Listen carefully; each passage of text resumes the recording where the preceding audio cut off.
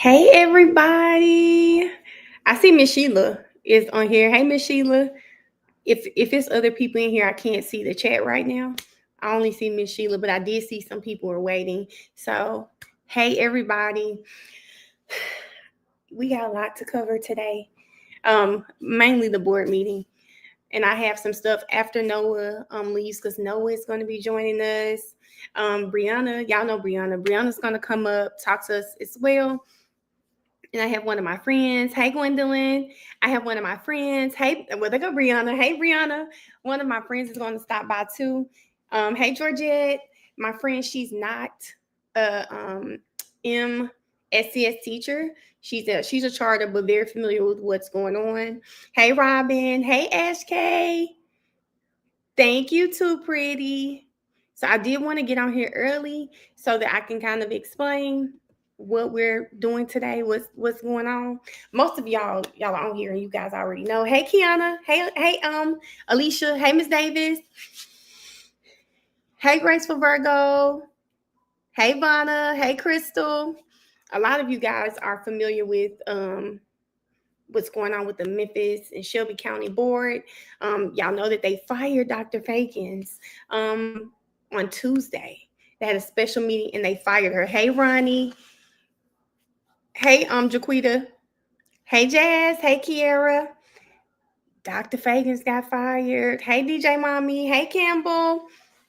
Hey, Montresa. Yes, girl. I told you I was gonna go color my hair. I said I can't leave it dark for too long. But yes, hey, Jan. So we are going to.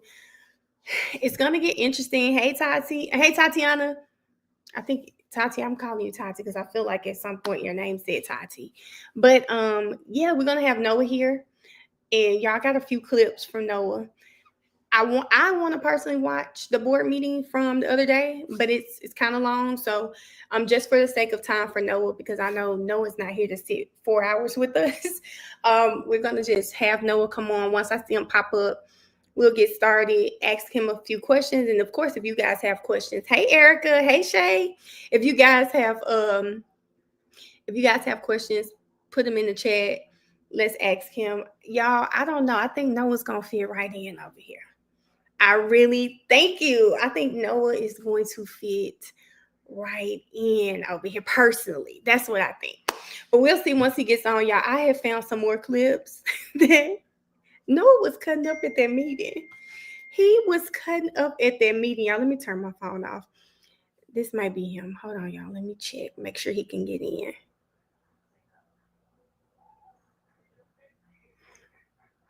Hold on.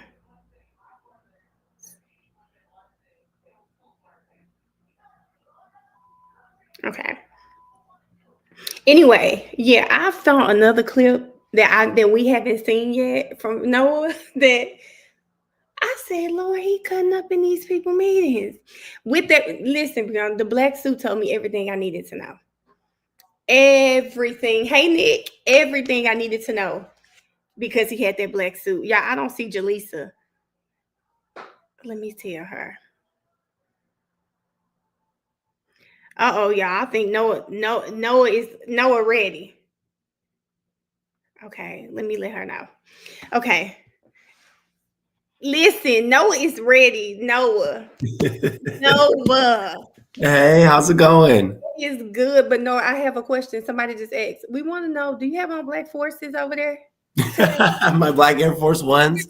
Listen, I'm your barefoot black right Air now because Force I'm at Ones? home, but if I was in that meeting, I'd have my black Air Force Ones on. So Noah, before we get started, listen. Oh no, I don't know if you can see the chat. Are you able to see the chat too? Because the chat is speaking to you. Oh, I am not seeing the chat right now. Let's see. Oh yeah, now I see it. Where's his You can see the chat. They are speaking to you over there. I told you you are a millionaire favorite. You are. Yes. I'm so happy Salita tagged you.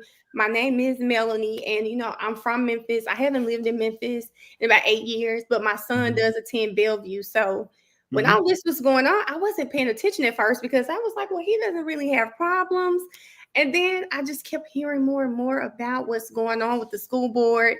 I was at the parade that they just had. I think it was the Thanksgiving parade, maybe. It had to be around Thanksgiving. I saw Dr. Feagins walking in her heels in the parade, and I didn't know who she was. Terrible parent, didn't know who she was, but I soon found out, and I was in love with her. So before I want to let you introduce yourself to everybody on here, for the people that don't know who you are. But before we get there, I have to tell you what made us fall in love with you. I got to show you first. Okay. So if you guys are new here, this is Noah. And no, I'm going to let him tell you who he is. But first, I have to show y'all what made us fall in love with Noah over here on this page. So Noah, don't bust out laughing, but I'm going to have to ask you about this once we get through. Okay. I just want to know what was going through your mind, what was going on, but let me show them real quick. The next 5 speakers: Noah Nordstrom, Sarah Carpenter, LaShanta Rudd, Scotty Davison, and Omar Baratu. I'm sorry if I mispronounced your last name.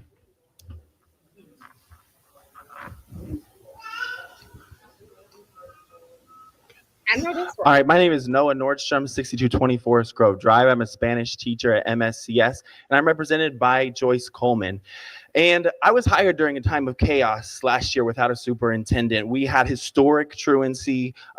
We had salary so low that I could barely afford to live. We had a massive teacher shortage, and so many of us wanted to quit every single day. And then came Dr. Feagins, and she immediately began transforming our schools. She ended the teacher shortage at our school. She began cutting waste. She began tackling truancy. And our school just today announced that we improved a letter grade in just 1 semester of having Dr. Feagins. And so first, we know that this meeting is likely illegal because it was called without the full consent of the board, and it was called behind closed doors, which is a violation of sunshine laws and the Tennessee Open Records Act. Secondly, this is political suicide for you all. First of all, we know that exactly how many signatures we need to get you out of office. McKinney, it's 1,505. Love is 1,898. Otay, it's 2,043. Murphy, it's 855. And Coleman, it is 3,205. And I will be the first to knock. No, it was you that you kept going after that buzzer. Thank you, Mr. Nordstrom. Mr. Nordstrom. No, that's right. Thank you. Thank you. It's the turn. Wait a minute, no, that's our favorite part of here. It was the turn. Thank you. That's one of our favorite parts. And that is how we were introduced to you. And I told them, I was like, somebody knows him in Memphis. I'm going to go on my Facebook. I'm going to see if I can find him. And if I can find him, I'm going to ask him, can he come over here and talk to us? Because we have questions. So what brought you to the meeting? What first, let's start there. What brought you to the meeting this day? Well, for those of you who don't know, I am I kind of just said it there, but I'm a Spanish teacher here in Memphis. And so MSCS is near and dear to my heart, and so is Dr. Feagins. She's been so involved with the teachers since she was hired less than a year ago. She's been going to our schools, to our teachers union meetings, really just getting to know us in a way that other leaders haven't, and really listening to our needs and actually acting upon them. So I don't know if you know this, but a couple months into being here, she raised teacher salaries by like $5,000. No, which I is didn't know that. huge. Yeah. So she cut a lot of waste at central office. There's a lot of duplicated positions, things like that. And so with the savings from that, she was able to actually invest a lot more in the salaries for those of us who teach, and then also moved some more of the central office staff into our school buildings to work with the kids. So what brought me there that night was the fact that 24 hours earlier, they released publicly to the news without any forewarning that they were planning to fire Dr. Feagins that night at that meeting. That was their plan. And the same guy that they just put in last night or a couple nights ago, Richmond, he was sitting there ready to be put in. And so time out. So you went into this. So we could tell there was a lot of tension. I thought it was a maybe, but you guys went into this meeting with the assumption that she was going to be fired on the 17th. Right. And we didn't have time to process it either. We had found out less than 24 hours in advance. They didn't let us know at all. And they didn't even let the school board members or Dr. Feagins herself know. Only the 5 who were going to vote in favor of getting rid of her knew. And so that's why I was saying this is illegal. You can't just make a backroom deal with 5 people, not tell the rest of the board, not tell the superintendent, not tell the public, and just come in at the last second and fire her. And so a lot of us were enraged that night. That's how I was feeling, because I was like, who do you people think you are coming in here and just say you're going to up and fire the superintendent, who's one of the most popular superintendents I've ever seen? So that's what brought me there that night. And that's what brought, I think, all of us there. They weren't expecting 53 people to come up and speak and just having less than 24 hours notice. But, you know, we came out and showed out. No, are you from Memphis too? I wasn't originally born in Memphis, but I moved to Memphis actually to teach. You know, I was, Okay. it's a big passion of mine. You know, it's the whole reason I moved here. It's the reason, you know, I wake up every day at 5:30 a.m. to go teach these kids. And so to me, even beyond just, you know, Dr. Feagins' personality and me liking her and everything like that, I'm worried about what they're doing, because what they're trying to do, robbing money from the district, you know, because that's why they didn't like her, right? She didn't tolerate corruption, like had been tolerated for decades.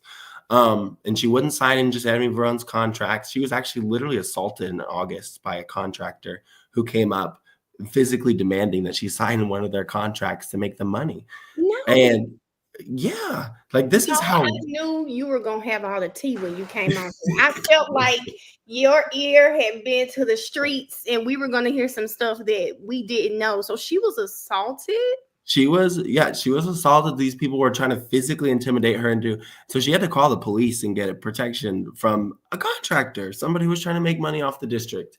And so what that translates to is not just like a loss of money, right? But that's money that's not going into educating our kids. That's money that's not going into, you know, good salaries for our workers, you know. And so I think there's real consequences. And so I think why so many of us teachers and parents and community members in general, even students, I don't know if you watched all the comments. There was even a student who came and showed up. We saw him. We're seeing the difference in our schools. I mean, it's night and day. And it's real tangible differences, not just in education, but we have more kids in the schools. And when there's more kids in the schools, that means there's less kids out on the streets hurting each other. I'm going to post this comment because I was going to say this as well. She said, even when I was in school, she's from Memphis, I can't recall an active superintendent like her. Harrington never showed that. I graduated in 2005. And when I graduated, I mean, the entire time I was in school, my older sister, I'm going to agree with Miss Sheila. I have never seen a superintendent at random events for our school. I just don't remember that. I don't remember her being as present. I mean, a superintendent being as present as it seems Dr. Feagins was. And I do believe that's why she was able to capture the hearts of so many teachers, parents, and students, because they could feel that she cared about them. Oh, absolutely. And even now, like, you know, we just a couple days past, you know, her being fired, they had their first big press conference with the new superintendent today, and they closed it to the public at the last second. So people weren't allowed to be there.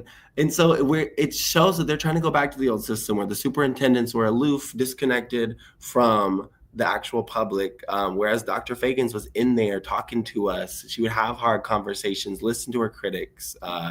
And so I just think she was awesome. Well, no, I'm going to show you something else that I found. I wasn't even looking for this. I wasn't even looking for this. And no, I see this is why they didn't let people come in. Richmond is the interim superintendent of Memphis Shelby County Schools. And no other nominations. No, roll call vote, please. What was going on? No. Commissioner McKissick. No, Is aligned with and support the individual board who ultimately selects to lead our district. I recommend that Dr. Roderick Richmond is the interim superintendent of Memphis Shelby County Schools. So they were trying to tell me to sit down and shut up, and I was like, over my dead body. I wasn't even looking for that. I told them, I said, I wasn't even looking for this clip. I said, no one done cut up at that meeting yesterday. Yeah. And they're like, be careful, be careful. They could fire you. I said, fire me. I don't want to work for these clowns. I was like, and go school for retaliation. No, you better know your word. Everything about you know your policies. Exactly. And I'm in the union too, so I'm going to make it I should. hard for them to fire me. This is why I love you. I worked for the government and I was a union rep as well. I see one. It makes sense for you to be in the union. That's why you're so loud and proud. You know you're right. That's right. Exactly. And they can't just do whatever they want to me. And if they try, I'll fight back in court. So wait a minute. Are you taking what did Dr. Feagins say? She said they chose litigation over leadership. I said, wait. That part. It's true. So we'll be in that courtroom too, supporting her. Give her that money. So can you kind of explain that? So the first thing I wanted to ask about, let's go to Dr. Feagins. Mm-hmm. Dr. Feagins, I'm sure you're aware, like, how were you feeling during her hiring process? How did you feel? Was it immediate? How did you feel initially when she was going through the hiring process? Yeah. So, this hiring process was awful. It was 2 years of them dragging their feet. So we went without a superintendent for a long time. And so I believe it was February, or maybe it was January of last year. They announced that they had come to 3 finalists and they were all going to have this little event at one of the district offices, and we get to meet them and everything. And so I went with an open mind, didn't know anything about any of them. And I talked to all of them, and immediately Dr. Feagins, I was like, I like her because, as union people, my first question was, all right, I see you're from Detroit, so you must support the unions, right? Okay. And she said, 100%, absolutely. And I support the unions and I support the teachers because that's my background. That's where I come from. And she goes, I know well-supported teachers makes well-supported students and a thriving school community. And I was like, and I asked the same questions to the others, and they were nice people and everything. But the way she answered it and the way I could tell she meant it and she felt it in her bones, I was like, this is the one. I walked out of there, and like my union president and everything were like, we like this Dr. Feagins lady. I was like, me too. I was just thinking the same thing. That's what we were hearing from everybody who was at this event. And so that's why I think after that happened, she was chosen so quickly because she just was such a standout amongst the candidates that came down to.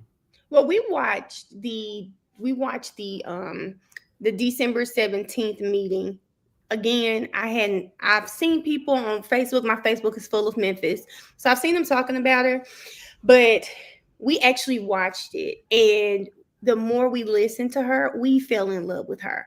We kept saying, what are they mad about with her again? What's happening? And I do know people who were personally affected by her taking over, people who lost their jobs and were rehired. I do know people like that. But I was listening to her, and I mean, she is very articulate. She seemed like she has a plan. She's not getting up there just saying, well, we'll do this maybe.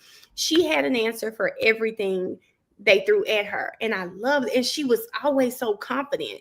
She never backed down, not one time. And I think for Memphis, you have to be like that. She stood by her principles and she won us over.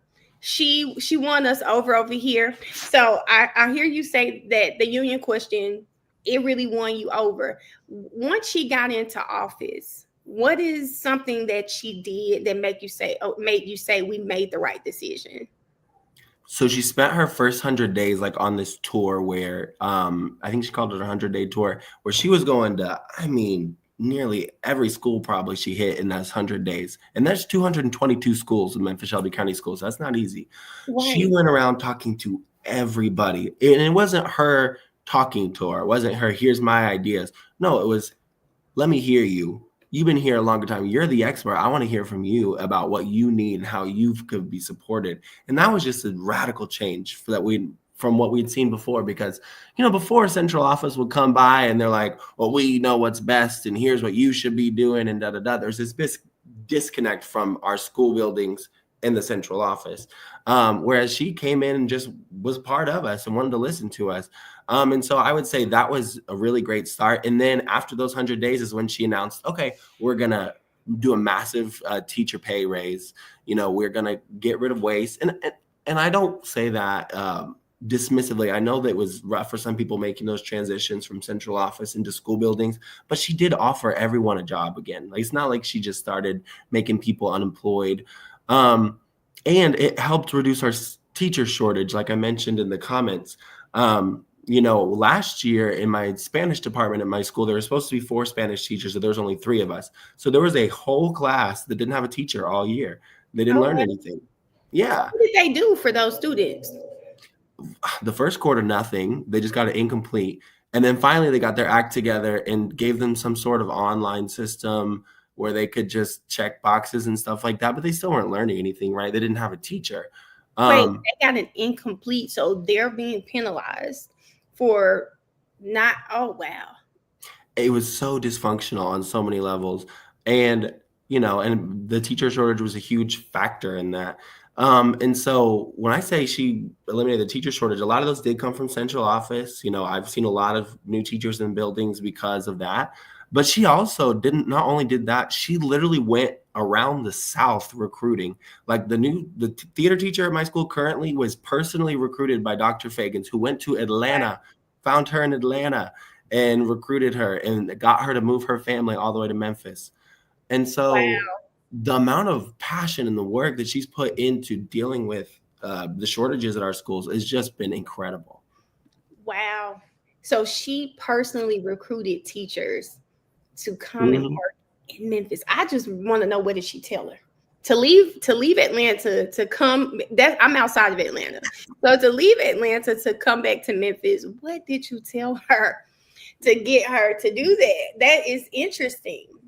Yeah. I mean, as a union rep, how was it hearing from people? So wait, if they're in central office, they're not covered by the union anyway. Right. No, they're not in the union. Okay. So how was it hearing from people who had to leave central office and come back as teachers and then have to come back to the union? What was the transition like for those teachers? Yeah, I would say the people who actually did make the transition and went from central office to teaching, I think it was an adjustment because it happened really quickly. And so there was some frustration at the beginning. But really, a lot of those people ended up becoming Dr. Feagins fans because although they could see, okay, maybe this isn't my favorite move, maybe it was done quickly, whatever, they could see that what they're doing matters, right? And that filling these shortages really does matter. And so I think a lot of them adjusted really well. Those who were not really apt to adjust just left the district. And you should watch the June meeting when all this was happening, because some of those employees who were being asked to move into school buildings came and did public comment. And some of their comments were not like they were like, how dare you expect us to work in these schools with these kids? We're too educated for that. We don't want to be around these kids. And I was like, if you don't like kids, don't work for a school district. Like, that's just that. It's just not making sense. Right. So, and I'm like, honestly, if people have that kind of attitude, maybe they shouldn't, be working in the school district. Well, I don't know. I don't want a teacher like that around my child. My mom was a teacher. She taught for SCS for almost 20 years. So, and my godmother, she's a principal in SCS. So, MSCS. So, yeah, I get it. But they are both very passionate about it. And if you don't like children, if you don't want to sometimes have to be a counselor, sometimes you have to be the parent they don't have, you shouldn't be a teacher, because it's not an easy job. It's not like a one size fits all. Right. When you're a teacher, especially in Memphis. It's an inner city, and these schools, those children are dealing with a lot. So if you don't want to come prepared to help, it's not going to work for you. Right. And, we're shaping the future of Memphis every day. I mean, I think it's like one of the most important jobs in Memphis. I know I'm biased. I am a teacher. But, all of our future leaders are coming from here. Right. And so, yeah, I'm glad that she put so much importance on what's happening in the classroom, because a lot of these school board members and folks at central office kind of just see us as like one little cog in the machine. And I'm like, I don't want to overemphasize the importance of teachers in classrooms, but like really the whole district's operations revolve around what we're doing in our classrooms. That's right? True. Like that is the nucleus of education, what's happening right there. And so to not prioritize that, or to treat teachers like trash or like they're stupid, or, I'm like, I don't understand that. I don't either. Also, I really was happy to hear that she gave you all a raise. Teaching in Memphis is not easy. It's not easy at all.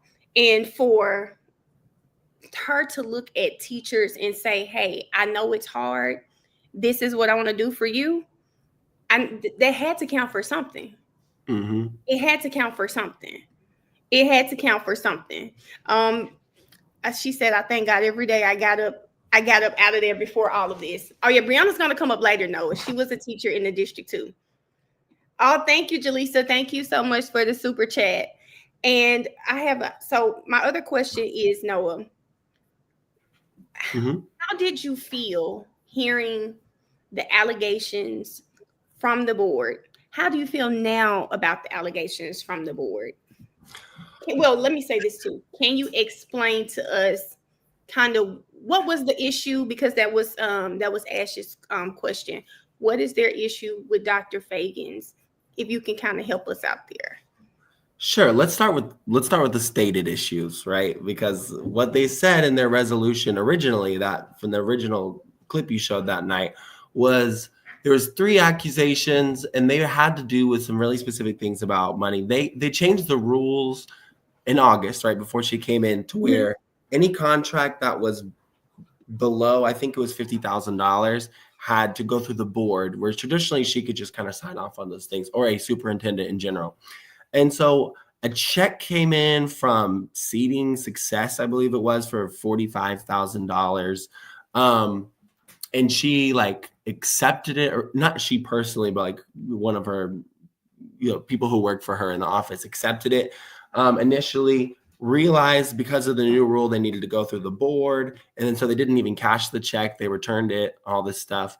And they ended up still getting the money in the proper channels. And so they were basically trying to say, oh, look, she's improperly receiving $45,000, and almost made it sound like she had deposited in her bank account or something like that. They did. Not almost, Noah. That is exactly how I took it when I first heard it. Exactly. And they know that people aren't super aware of these super complex policies regarding the way board accepts money and all this stuff. And so they were trying to set her up. I mean, clearly they made that rule right before she came in. And a lot of these school board members were elected at the same time, August 1st. So, and some of them were elected coming in with an agenda because they didn't like her. They didn't like the change up at the central office. And so they were looking for something to catch her on. And so, they claimed some missing deadlines too, like a grant wasn't signed by a certain amount of time. And so we lost out on, a $300,000 grant for this. And, what she said was, yeah, actually, that's not my personal thing. Like, someone missed a deadline in an office I work for, but I'm superintendent. I will take the blame for it. I heard you say that. And I respected that so much. And then they're also not putting into context. $300,000 sounds like a lot to us, because to me, that would be a lot of money. Exactly. But for a $2 billion district, that's not very much money. That's our annual operating costs. And so wait, Memphis, Tennessee has a $2 billion budget. $2 billion with a big capital B. Every year Where we spend the money go? Into the pockets of these school board members and their friends. That is where the money has gone for a long time. $2 billion. I'm just thinking about $2 billion. And my mom lives in South Memphis. So I live right by a couple of streets over from Hamilton High School. That school looks like it is practically deserted. Mm-hmm. And I've heard people talk about what it looks like in the inside now. I saw their band the other day. When I was there for Thanksgiving, the band, you can barely recognize it. This is one of the schools that traditionally had one of the best band programs. Where is the money going? Yeah, I mean, exactly. I work at a school, Overton. I mean, probably when you were in school. Okay. Overton was the art school, right? Mm-hmm. Tell me why the first classroom I had last year, it was formerly an arts room. It was like this theater black box room, and they had stripped it down and took out that theater program, and now they're kind of tried to halfway convert it into a classroom. I mean,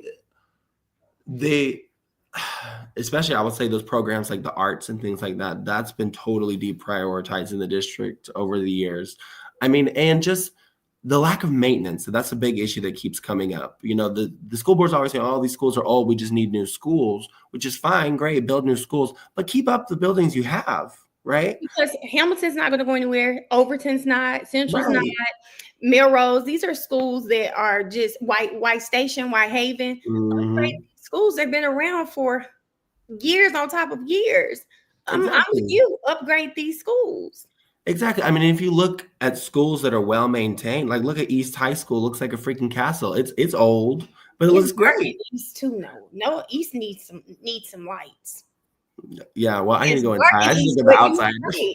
East does look like a castle. I was in there last year. I was in East last year because they have that Maxine Smith is, I think that's the name of the school. It's kind of near it or inside of the school. Mhm. Well, right. Certain schools they do keep up, but I don't know what's going on. Yeah, I mean, it's because they're so busy, fooling around with the money. Let's be honest. I mean, look at our last long-term superintendent, Joris Ray. He was literally hiring his mistresses for hundreds and thousands of dollars salaries and staff in central office with his mistresses. That's what ended up getting him chopped at the end. Like, it's because of all these sexual misconduct, and then also giving them political favors because of what they were doing for him. And so when you got folks like that who are just messing around and not really focused on the work, of course you're going to have decaying buildings, and you're going to have kids with no books in their classrooms, and you're not going to have devices, and you're not going to have AC and heating and all these basic things that you think a school should have. It's because they're too busy playing around and making backroom deals, and it's really hurting the kids at the end. It is, and I think that's my problem. You said that you were going to give us these stated issues. What are the issues you don't feel were stated? What do you think their real issue with Dr. Feagins was? Yeah, the real issue is, number one, the restructuring with the central office. That's like Natalie McKinney, the school board member, was really behind all this, the one pushing it. That was her big issue. She came from central office before. So, and she just got elected in August 1st. That was her big issue. She came in fighting to get rid of Feagins for it. I would say the other things are the contracts. Like I said, she was not signing some contracts that I think she thought were fishy, and that, maybe we're just friends trying to help out other friends. Like I said, she was literally accosted by a contractor in August for that very reason. So that's what they were mad about. They kept bringing it up behind the scenes. And then the last thing I would say is that she doesn't bow down to kind of like or she doesn't kiss the ring. That's the word I really want to say, because politicians here are expected to act a certain way. And they've even said it. If you look at that June meeting, Keith Williams, a school board member, said, well, there's a certain way we do things here in Memphis, Dr. Feagins. I would love to know what way that is. And, that way is you got to be in the right fraternity or sorority. You gotta be friends, and you got to be deferential to these people in power and make them feel like the most important people in the world. You got to, walk a certain way. You've got to hang out with the cliques. And she didn't do that. She said, no, I'm not interested in these cliques. I'm interested in making these schools better. And I'm interested in hearing the teachers. And I'm interested in meeting the students and, subbing for a day in all these schools, doing barbershop. She did that. And they said she would stay the whole day. Oh, yeah. Regularly, she would sub for a day at schools. She would have these barbershop talks all around town, getting to know people in the community. I mean, just so much that she was doing, and she didn't have time to be hanging out with, these politicians and trying to make them feel all important. And that's what they wanted. That's what I've seen these politicians on Facebook. Well, I think she wasn't as friendly as I'd like her to be, and not as communicative with me as I'd like her to be. I'm like, no one cares if she was talking to a state senator. That was not her job, Oh, wow. See, this is too much. I wanted to show them yesterday, Noah, we read a Facebook status where this lady, she talked about all of everyone from the board. And this is Natalie McKinney. And I don't know if you guys remember, but she said for Natalie McKinney, this woman said something about her having a hole-in-one golf ball hair. And so, y'all, this is why she wears this bun. And then now so reading all of her jokes on everyone else, it makes sense now that I'm actually putting faces to the name. To the name. This is Natalie McKinney, and for her, she said, "We coming for your records." Since you've been stealing funds too, you hole in one golf ball hair having 304. Yeah. Oh, she read her for filth yesterday. No. Oh my God. I think I know what the post you're talking about. That was Oh. so good. She went in on all of them. It And was the best. she didn't miss either. And it really showed a lot, like the people's true colors. Because like I said, a lot of these people who voted to get rid of her were just elected. They were just elected August 1st, at least 3 of them. Yeah. And it was honestly sad experience because I supported one of them, Sable Ote, and I knocked doors for her, and I was doing political stuff. And like I was running for state representative actually last year out in. I can see it. I can see that. Thanks. In the East Memphis Germantown area, I was the Democratic candidate in a district that didn't usually vote Democrat, but we did pretty good. We got like 42% of the vote in the end. But next time, Noah, let me know. I will come on home and I'll help you knock on some doors. Okay, I will knock on some doors for you. Well, we teamed up with Sable Ote because part of our districts overlapped in the Cordova area. Okay, and so we were good friends. All this stuff, I didn't have an issue with her. Right, we helped her, and the union helped her. All this stuff. So when this came out, all of a sudden, we called her. I was like, "Hey, like, you know, what's going on?" She, "Oh, of course, we'll listen to the people and all this stuff." She got up there and just switched up on all of us. And as soon as we started speaking our mind, she didn't want to speak to us. She blocked our number. She blocked us on Facebook. I mean, all this stuff. She just wouldn't. No, not after you knocked on doors for her. She blocked you. Yes. Knocked on doors, paid people to knock on doors, coordinated all the 9 yards. And even after she won, supporting her, trying to be nice, trying to offer the olive branch even after December 17th, and she wouldn't do it. She wouldn't go for it. And she thought she was big, too important for everybody. And I was like, all right. And you know what I don't understand, Noah, for the life of me? I do not understand how the board just totally ignored what their constituents were asking for them to do. I was like, do you not know how you got this seat? You do know that they're not going to forget this. And when it's time, you may as well just pack your boxes and go on somewhere. It's not going to happen. I just don't understand how they completely ignored what everybody wanted them to do. Right. I think it shows 2 things. It shows, 1, they think we're stupid. Yep. And number 2, getting richer is more important to them than doing the right thing or even the future of their political careers, which is crazy to me. I'm like, at minimum, just protect your political career. But I think they'll think we'll forget. And, you know, what I heard from some of their people around them is, oh, you know, they'll be mad for a minute, but then Rob Richmond's going to be so good. Everyone's going to forget about it. And da-da-da-da-da. And I'm just like, get real, people. No, I don't think people are going to forget. People are upset. I have never in my 37 years ever seen people this mad about something to deal with the superintendent in Memphis. Right. I feel like this is bigger than when Miss Sheila may remember this. Mayor Harrington, he was the superintendent at some point, and I think it was all over the radio stations. He told somebody to get the hell out of his office. That was pretty big. I remember being in school when that happened. But this, to me, has really, I mean, everybody seems to have an opinion about what's happening, and it's not good. Right. 100%. It's not good. Miss Sheila wanted to ask you a question. Yeah. I'm going to bring Briana up. She said, why did they surround the congressman like he was a threat? Oh, right. Because, okay, so Justin Pearson came to speak. If y'all know him, right? The one who was kicked out last year from the Tennessee Assembly. So he came to speak, and he was telling the truth. And what they were letting him go over time until he said one thing that really got him scared. And he started calling out their PR person, Deidre Malone. And Deidre Malone, who runs the Carter Malone Group, who represents the board, also represents the former superintendent, Joris Ray. Now, here's where Justin Pearson comes into it. If y'all know, drive around Memphis, seen the Protect Our Aquifer signs. You know, that's because a couple years ago, they tried to bring an oil pipeline into Memphis.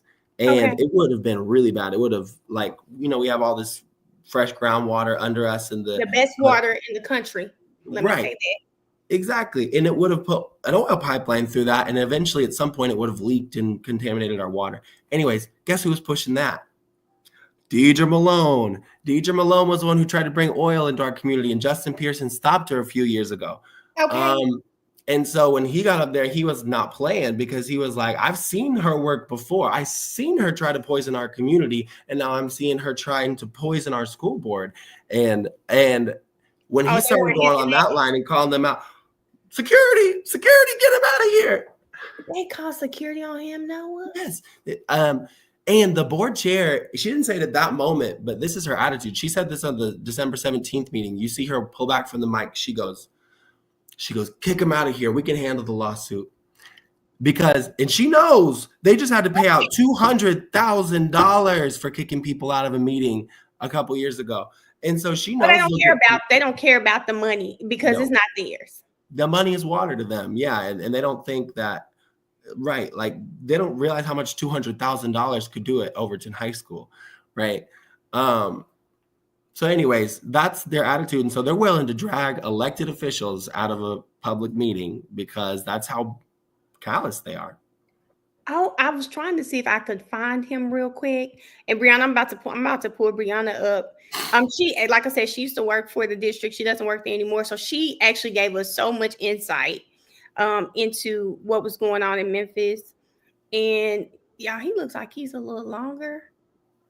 Then he did say they let him go over. So I'll pause him. But before we go there, I'm going to bring Briana up to the stage.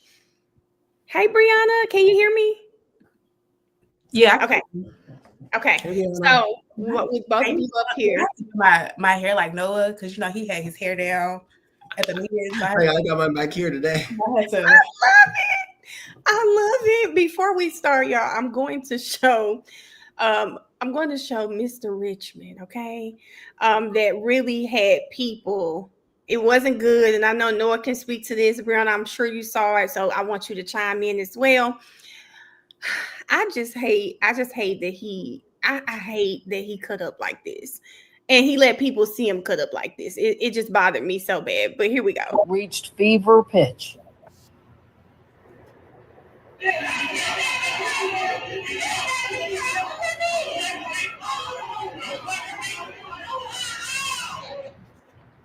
And reached fever pitch. First of all, the turtleneck and the jacket is really giving me Ike Turner, like he's really ready to lay hands on somebody. Bad choice for the board meeting, in my opinion. Noah, you were there. We're gonna let you go first. What were your feelings? Wait a minute. I saw another video on Unapologetically Memphis, and it was like 2 minutes. I don't know if they removed it or what. I couldn't find it, but it looks like you were right in the thick of that when it was going on. Mm-hmm. Yeah, so I was standing toward the middle towards the back, and some of my friends were up there at the front. And just to give you context for when he started yelling that, this is when everything had just happened. They had just fired Dr. Feagins. They immediately nominated him and Dr. Whitelaw. And Dr. Whitelaw, an angel, she said, I would love to be superintendent. I've wanted to for years, but I'm not going to do that to that woman. And I withdraw my name. And so we were all like, so a lot of us were, the yelling you heard where we were saying, yeah, like Dr. Whitelaw, thank you for doing the right thing. And then Dr. Richmond's over there like, this is my moment. Like, I've been waiting all this time. And people were yelling because they were like, see, this is what happens. Kappa's protecting Kappas, because Keith Williamson flipped his vote to support Richmond because he's a Kappa. Lord, the Kappas done got drawn in it now. Lord. Yeah. And so there's a lot of commotion going on. And then that's when Richmond got real mad. Better not play with me. Be careful, be careful. And then that's when I think actually that video you showed of me like yelling, like that's because I was looking at Dr. Richmond and I was like, look, he is threatening my friends. And he was looking right at my friend Notoria. And Notoria, don't play with him. Right. He said, don't play with me. Don't play with me. I said, wait a minute. Right. And so it was just shocking. And I was like, look, and they're like, sit down, sit down. I'm like, I'm not going to sit down. This guy's threatening my friends. And what I thought, I was like, oh, this is about to be not good to be an MSCS employee. If this is who's in charge, somebody who's clearly retaliatory, who can't handle criticism. So I just took that and I'm like, you know what? I don't know if they're going to try to come after me for speaking out, but I'm not going to stop speaking out because I don't think we should just be deferential to people like that who want to be bullies. I agree. Briana. Because so Briana is my other Memphis Connect, and she keeps me informed. She said, Mel, she told me today about the press conference, so I do have that to watch later. And then she said, Mel, there's a special board meeting going on. I was traveling, so I couldn't watch it. But I say, Briana, I said, I think they're probably gonna try to fire her. And Briana was like, this is not normal. What did you think about it, Briana? So I was disappointed because I do know, like, just a little background. My mom has worked for the district for 30 years, but she was one of the people that got laid off. But luckily she had 30 years, so she went to the house and retired.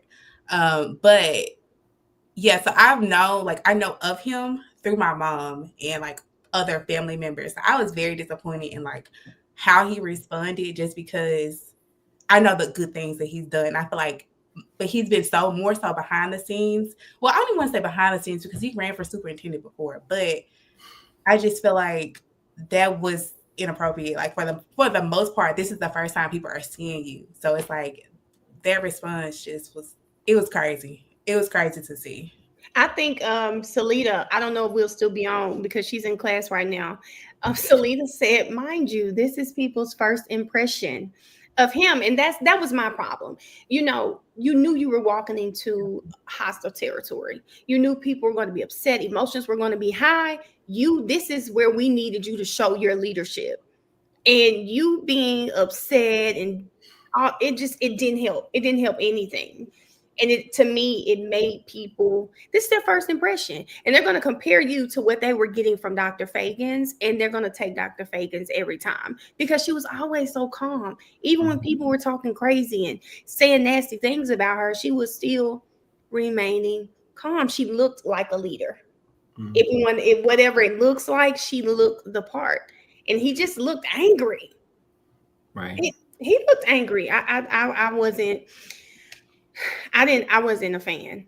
I will say, I think Dr. Feagins was definitely the most PR trained person that we've ever had. Like she's the most PR trained.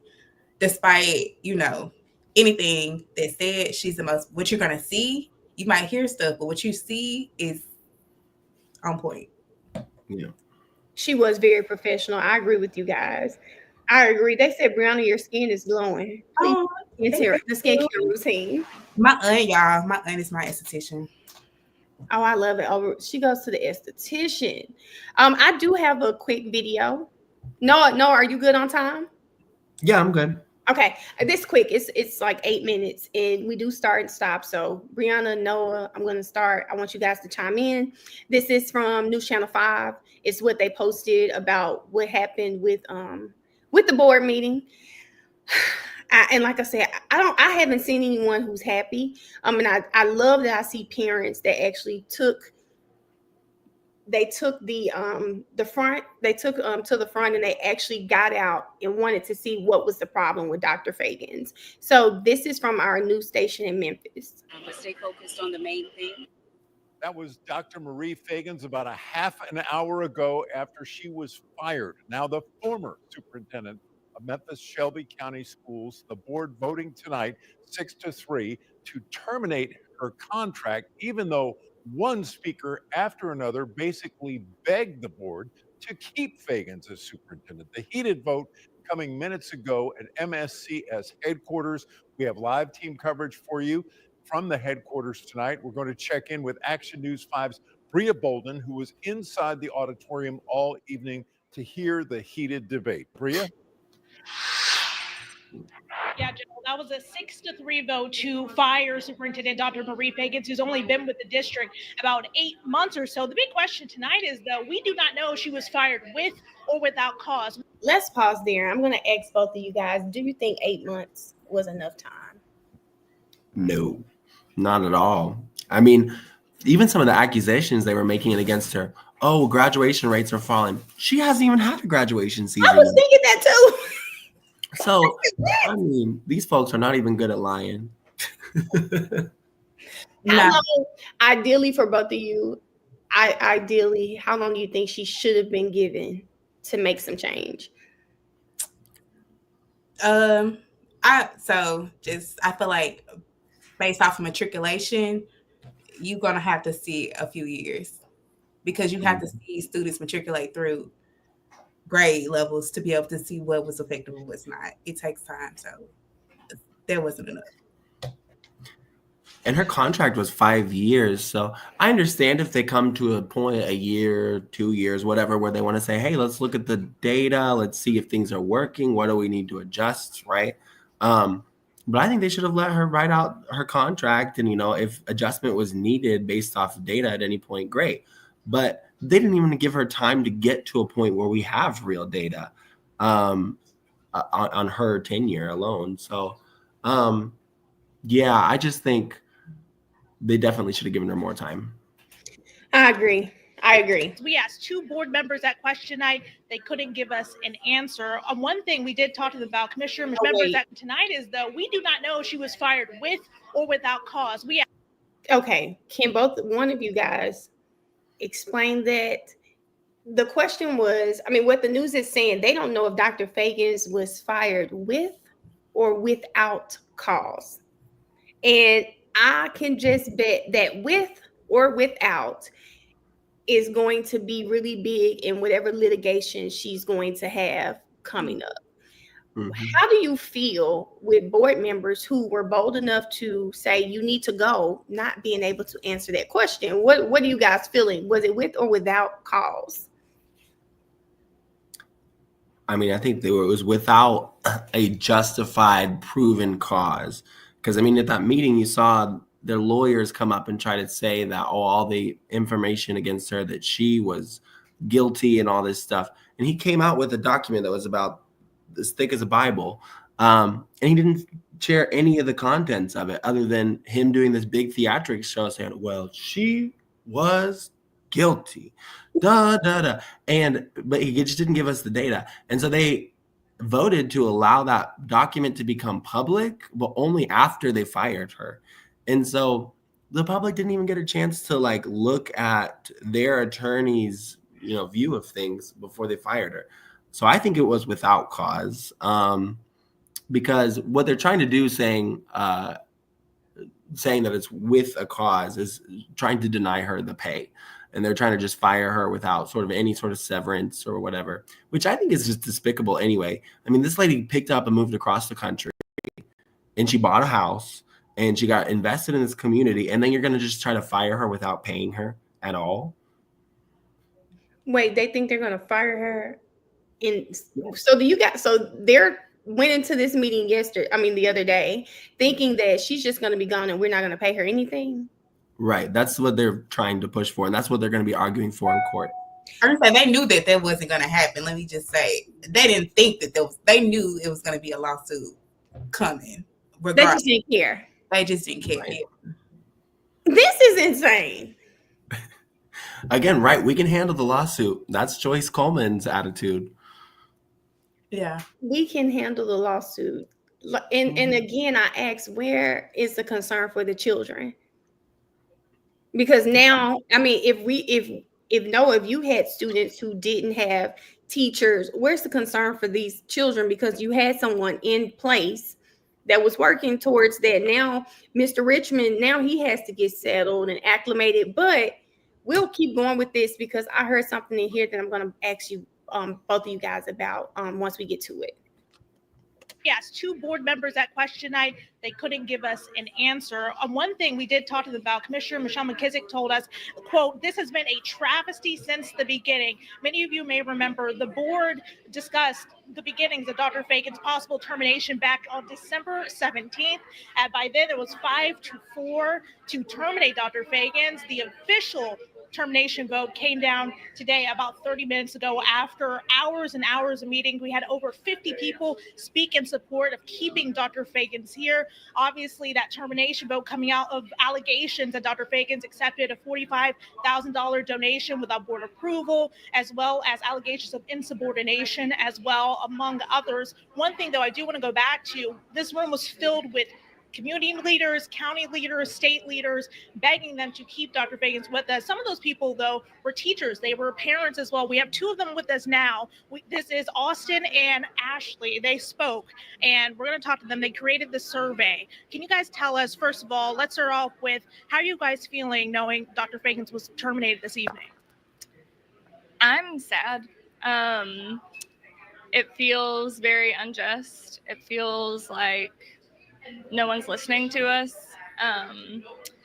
Part of the reason we wanted to create the survey is because I wanted to figure out if I was missing something. It just seemed like anytime the community was invited to share or speak, everyone was overwhelmingly in favor of Dr. Feagins and the work that she's doing, and I know I am. And so we just wanted to see, were we missing something? Like, is there a subset of Memphis population that we don't know about that doesn't want Dr. Feagins in office? And that is not what we found. Obviously, we're not professional survey analysts, but we felt it was a fair question to ask, do you feel that Superintendent Marie Feagins should be fired? Yes or no, because that's the same question they voted on. And at the time, we printed it earlier today. Out of 262 responses, 260 people said, no, we do not believe. So how do both of you guys feel hearing that? She said out of 262 responses, 260 voted that she should not have been fired. Sounds about right. I mean, that would be the percentage at my school. You know, I was hearing from all these politicians, oh, you're digging your own grave. You shouldn't be out there making noise. And then I went to school the next day. All my coworkers were like, thank you. I know it. And then it went viral on Instagram. And my students then started being like, thank you, Mr. Nordstrom. My principal came up and said, thank you. I was like, am I missing something? Because everybody at Overton likes her. Yeah. I would be very interested to see, like, they sent this out, I believe, to the district. I don't know, to like all teachers, but I know at least in central office, it was a survey sent out with, and I feel like we'll get to it with the press conference, but it was a survey asking how you feel about firing her, and then who would you vote for the replacement. So I know like that went out.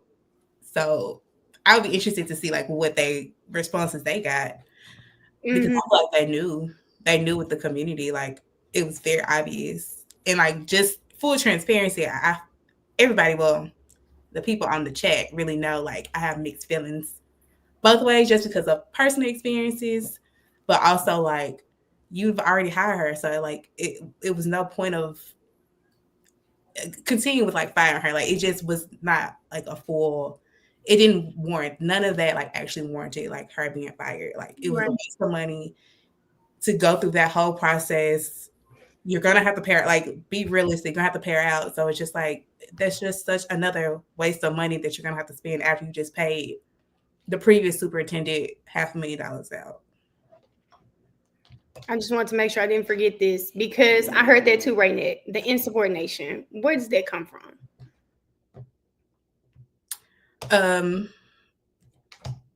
I don't know. I know some board members said that they won't meet with her, so I don't really know.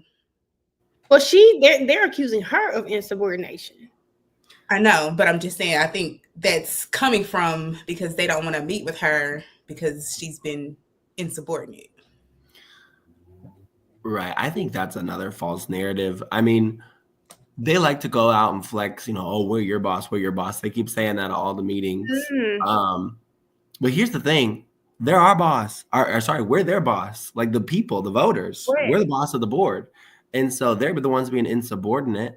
If you got your whole community coming out and saying, don't do this, and they do it anyway, they're the ones in insubordination. Dr. Feagins, like you said, Briana, like, they were claiming that she was not returning their emails and calls. But the fact is that they were the ones refusing to meet with her. Like, with most of the board members, she had a regular meeting every week individually. Is this the meeting she said no one showed up to? Or they weren't always available for it when okay. Yep. Okay, wow. This is a lot. All right. I was going to tell you about that in a couple minutes. Joe, I'm going to send it back to you in the studio. Well, that's right, Bria. Dr. Roderick Richmond was elected by the board tonight to serve as interim school superintendent, and Joyce Peterson joins us now. She was able to grab Dr. Richmond before he left the building tonight. And so, Joyce, what did the new interim superintendent have to say? Joe, as you know, the weight of the world is now on Dr. Richmond's shoulders. He has to bring peace to the district and a conciliatory tone so that a divided board comes together, that supporters of Feagins come together with those who wanted her out. We did catch up with him before he exited the building, and I asked him, what are your plans? His job is so mighty now, the need so great in this district. Here's what he told me. Forward for the students, for the parents, for the teachers. We're gonna bring the community together. Thank you, sir. We need to bring the community together. I'm excited. I'm both excited and surprised to be leading this district. We now more than ever need to bring people together, and I think I'm the man to do it. I'm the man to do it. The board and I will be getting together to see what we need to move forward and making sure that our students and communities continue to have the resources that they need for us to be able to educate our students. I love this community. I've worked in this community for 31 years. 31 years. I love it. I love it. And I think I'm the right person at the right time to bring it together. Absolutely. Thank you, sir. I'm sorry. I just really, something about the look on his face, him saying peace to the district, and him just was talking crazy. I was like, okay. But I'm going to understand the tensions were high. I understand that. I wish he would have handled that a lot better, because people needed to really see his leadership in that moment. I didn't need to see, I don't even know where Rod from, but I'm going to guess South Memphis. He's from Fraser, I think. Oh, God. Fraser, Briana. I think. My thing too is like, okay, he had a lot to try to, he's got to earn a lot of people's support, because we supported Dr. Feagins, right? And going into this, one of the few things we do know about him is that his wife was caught stealing money from the charter school she was running.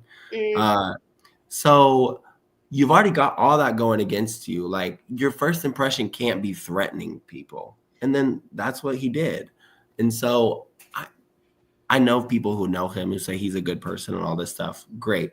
But like, none of that's showing to the public, when all we know is that, you know, your wife was involved in this, you're threatening people. And I get to school the next day with people who've worked under him talking about all the people he's blackballed and made to where they can't get jobs anymore in the district. And I'm just like, I'm worried.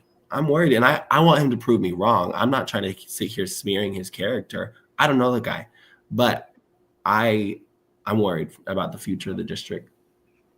How are you feeling, Briana? Like I said, I have mixed feelings, just because, again, like when my mom was literally given 5 days, notice about her job, he reached out, he sent her, Bible quotes, scriptures, and all of that. So like, I feel like deep down when he says he cares about Memphis, I do believe he does. Okay. But I'm disappointed in like how he reacted in the heat of the moment. And I feel like, again, Dr. Feagins, I'm not exaggerating when I say she's the most like PR person that we've ever had within that district. And I think he just let his raw emotions get the best of him. But I also don't think it's helping their case that they keep lying about this surprise when we know it's not a surprise. Like, I just feel like, girl, yes. Today, we know the district is a business. And even with like my sorority, I'm not going to nominate somebody as president and not talk to them first. So like, you've at least had a conversation. You might not say, we don't know what's going to be voted on, but you've had that conversation and said, look, we're going to nominate you because you've had this X amount of years experience. You've worked here, you worked there, this person, that person, which is fine, but just don't lie and say you didn't do it, because to me, it makes the most sense to have that conversation. You wouldn't just nominate somebody randomly. I could have named 50 people. You know that. Randomly. In that same clip, I guess what was not awkward, it was just like, man, you can't trust people. He, in the news clip, they're going to say that he was at every meeting. He was like Dr. Feagins' shadow. he was like they say he was like her right hand. They just brought him back to the district. Yep, that's what they're saying. Well, he was there with her. I think that's what they were saying in the news clip. He was there with her. So to think, he was there. He was probably their best person because he'd been there. He'd been shadowing her, and he'd been in and out of the district before. So I don't know. I wonder how she felt about all of that. He was supposed to be superintendent before. So, right. So he may be happy about that. He finally got the job. But it's not the job. And it's interim, and like there are policies in place. And I think that's kind of the thing that caused the previous superintendent search. You can't be superintendent. Like you can't be superintendent if you're the interim superintendent. And tell him that, because that press conference today. That's what he said, but you can't and I feel like that's where people, because again, I'm familiar with all of them know my mama. Like she was just used to be in those meetings too. It had to explain certain things. And like white law, I don't think she's not dumb. And it was very strategic of like why she did not accept that as well. So I don't want to say like she's just go Feagins and supporting her, but it's also very strategic of like you have to understand all of the policies and understand like you can't. That was one of the reasons. Now, could they change it? I don't know. Could be, but that's a policy. It's like you can't be the interim superintendent. You have to either be the superintendent or not.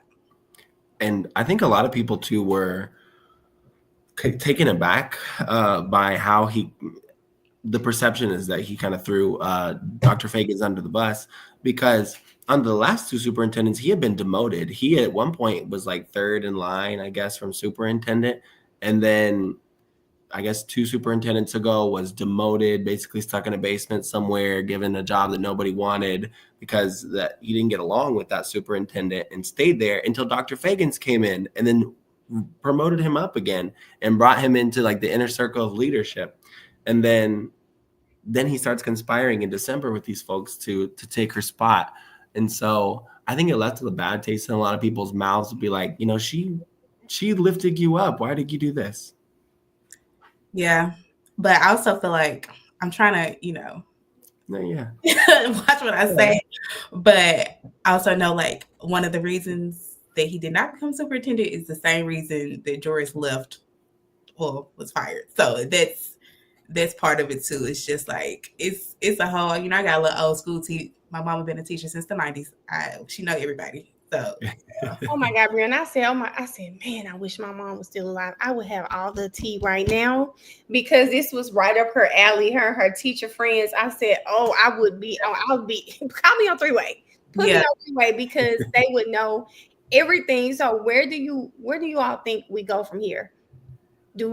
How long is this new search going to take? How long is he going to be the interim superintendent? What happens now? To my understanding, this has been a plan in works for years. So I think that we're going where their end goal is. Where it is, I don't know. But to my understanding, it's been in place.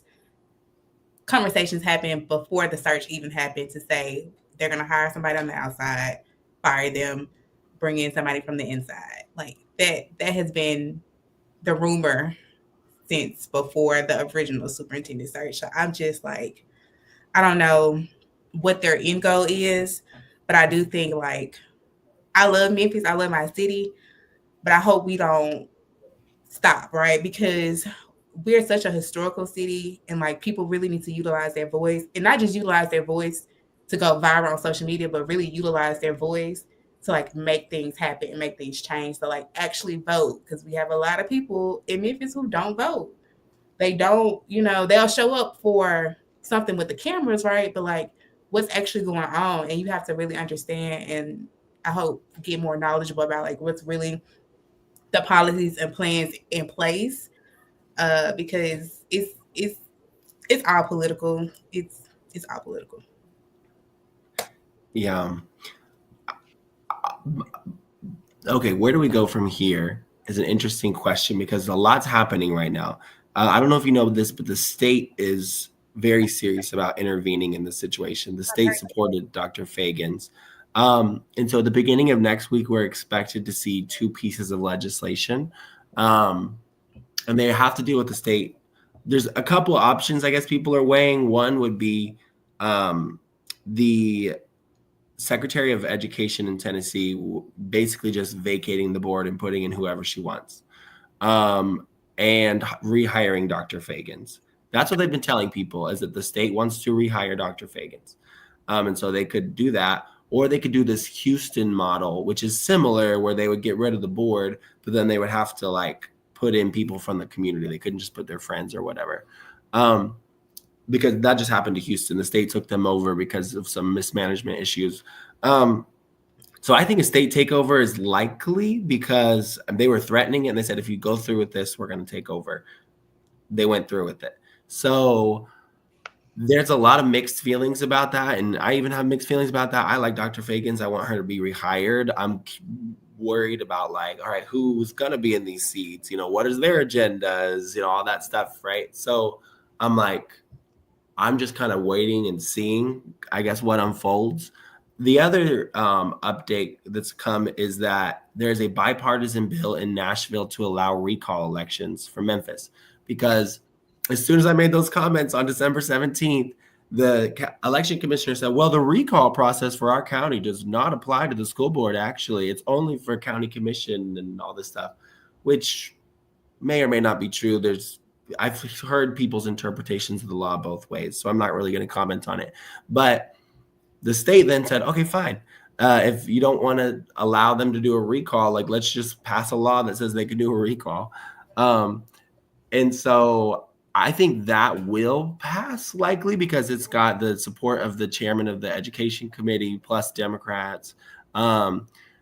So that'll be more of a long-term process, though. I mean, by the time it's passed, implemented, you collect the signatures, you have a recall election, it may or may not get recalled. But I think in general, that's actually really good just to have the option, because clearly the board went rogue on us. They stopped listening to the community. So it's not even just about these 6. Yeah, I'm in full support of all 6 of them being recalled. But I think for the future, if these school board candidates want to switch up on us again, you're gone. Like, maybe and I feel like they're kind of operating. They don't give a damn what you have to say. You work for me. And I hate that is the attitude that they've taken with this. But what you're telling, what I just heard you say, is the state has the opportunity to do the funniest thing. Right. To fire all of them and rehire Dr. Feagins would be, I don't know if they'd ever be able to show their faces at church again. Right. Yeah. But I also feel like Noah said, we see what's going on with TSU. The state has taken over TSU, and it's not the best situation. Mm-hmm. And so it's also like, kind of weighing the best of two evils, because you would have her back, but then you have the state, and the state has been trying to get a hold of Memphis. Like they really don't like us. Like, they don't like to deal with us. They don't like anything, not just the education realm, but like the city of Memphis, period. They try to separate us because, we are a predominantly minority city. And so like, it's a lot that goes into that. But I don't know if that would be getting her back and having the state a part of it. It feels like she would have the same boss, because it's still, again, very political. Mm-hmm. Agreed. When is the next school board election? Do you guys know? Mm-hmm. It'll be, I think, the first Thursday of August in 2026. So we don't have long. About a year and a half. They don't have long. Yeah. And a lot of districts will be up. I think 5, right? 5 school districts will be up.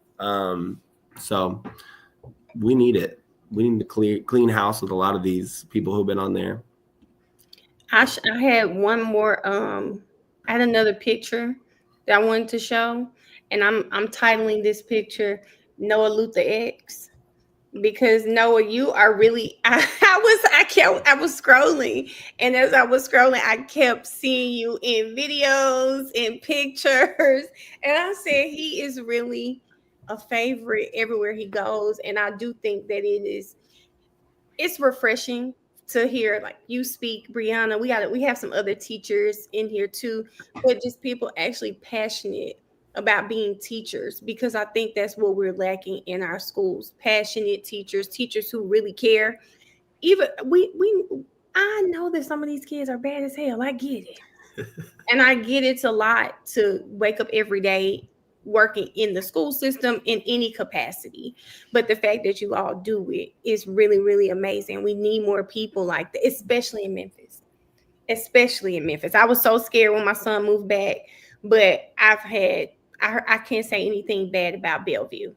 I can't. I've had a great experience with them. He's in the honors program there. I mean, the optional program there. I really, really appreciate all of his teachers are really great. So I appreciate that, but I was really scared. I don't know what to expect, but it's been a good process. So I'm very thankful that Memphis has both of you guys to help our babies out. I really am. I'm not there, Mel. Oh, well, thank you. I mean, but Briana, I know you don't work in the schools anymore, but you still work for the system, right? I work for education. So I work for a vendor. No, I don't know if you're familiar with TNTP, but it's an education company. So we go in, we work on hiring teachers that look like their surrounding community, do curriculum, trainings, PD, all of that, really focusing on like providing students who come from either low income or a minority background with the same type of education that someone that doesn't come from their background comes from. So providing high quality education and high quality teachers to students and teachers that look like them. I still love that. That's look, awesome. You're still there. You're still there because, as you know, being from South Memphis, my babies need people like you in there. So I appreciate that because we don't see that often. And I will say again, Noah, when I saw you at those meetings, the entire chat is going crazy because we could see the passion. And I do feel, I think I saw someone say it in the chat. We can feel it during this interview as well. I don't even want to say interview. We're just sitting here chilling and talking, but we can feel it here as well. And again, I appreciate it. And I don't know what's going to happen in Memphis, but I know we are definitely keeping up, and Briana keeping me updated. And when new stuff happens, like, hey, don't forget, check this out.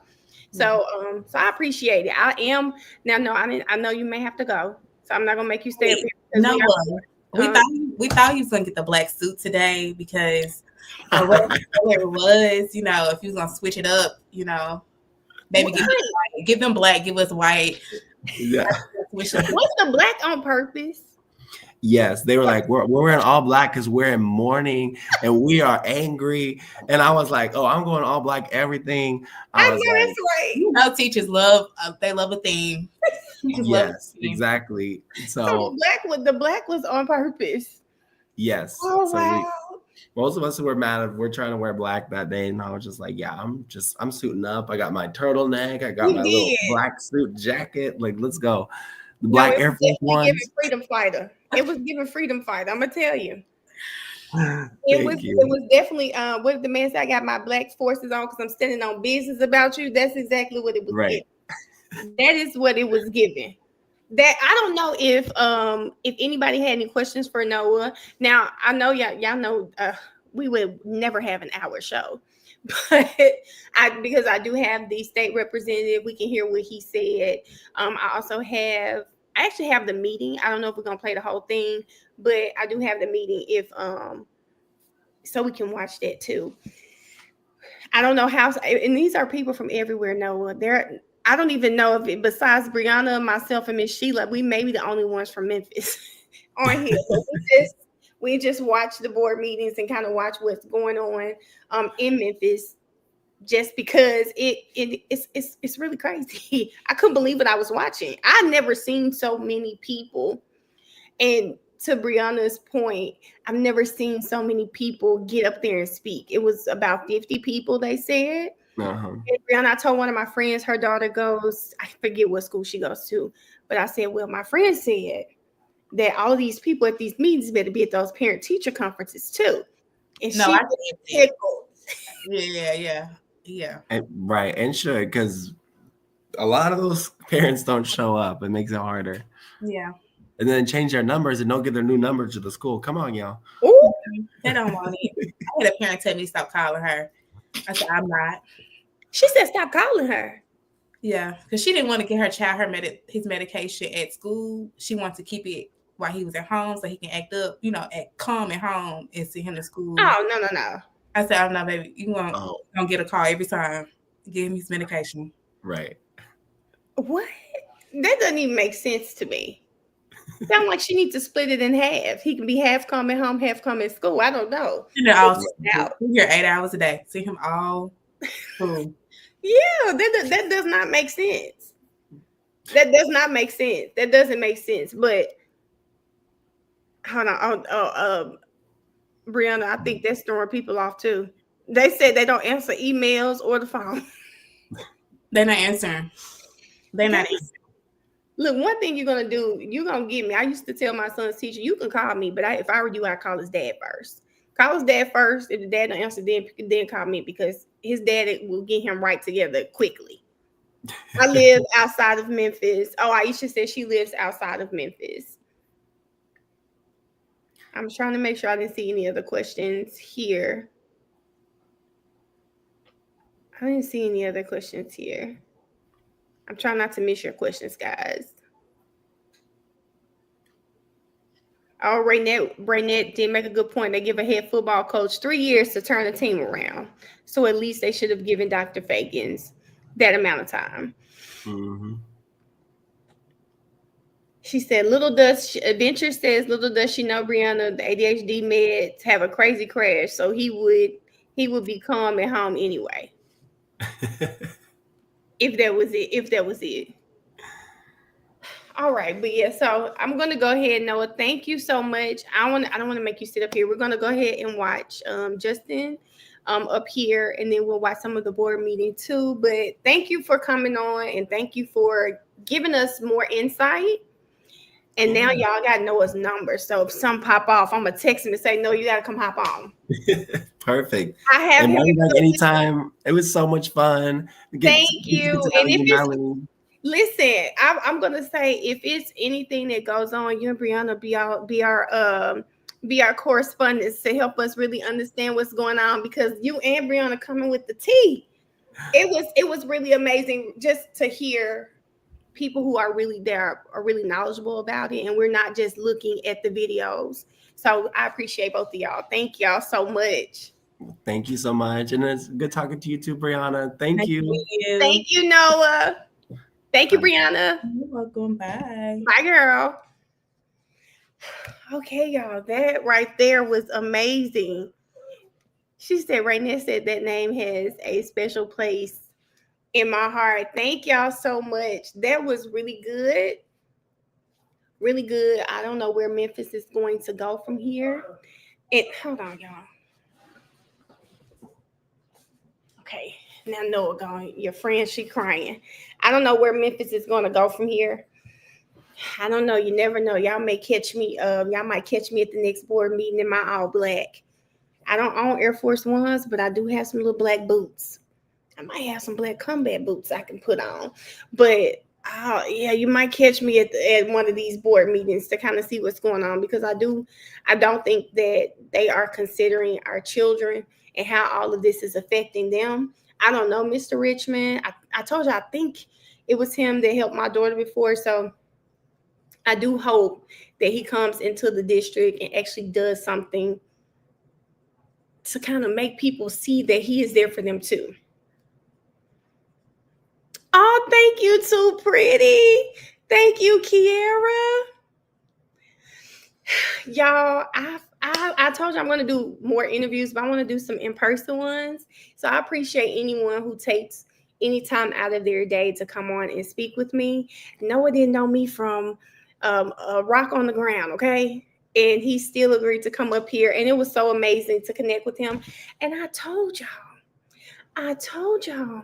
Noah was gonna fit right in over here. I could tell, okay? I told y'all Noah was going to fit right on in. Yes, y'all, I'm trying to get, I messaged Dr. Feagins. I did message her. She liked my message. She didn't give me a yes or no. But I'll just keep trying now that I know she looks at her DMs. Mel Luther King, I know that's right. Mama Jenkins. She said, get your popcorn ready. Okay, y'all. Briana said that this meeting was very ghetto. Okay. And it's 8. Okay, it's 8 o'clock right now. But yes, Briana said this meeting was really ghetto. So we're gonna prepare for the ghetto meeting. Okay. I already had it pulled up. Okay, here. No, it isn't. It's on Facebook. Okay, y'all. She said his name is Noah. That was the giveaway for me. He was amazing. I think he was just as great as I thought he was gonna be. Okay, y'all. Hold on.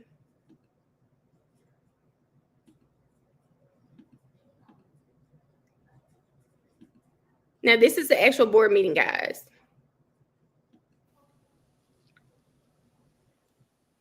Is represented, if any, and subject of their comment before they are permitted to speak. Speakers may offer objective comments about school operations and programs that concern them. Speakers are asked to refrain from using names of personnel or names of persons connected with the school system, particularly when lodging a complaint. Oops. Speakers will not. Okay, y'all. So for Joyce in our little video, she said, Joyce Coleman, captain of the Loser Club. Your time up too. Just so y'all know who she was talking about in that little status that we read, y'all. Not be permitted to engage in gossip, make defamatory comments, or use abusive or vulgar language. The chairman shall have the authority to terminate the remarks of any individual who is disruptive and does not adhere to board rules.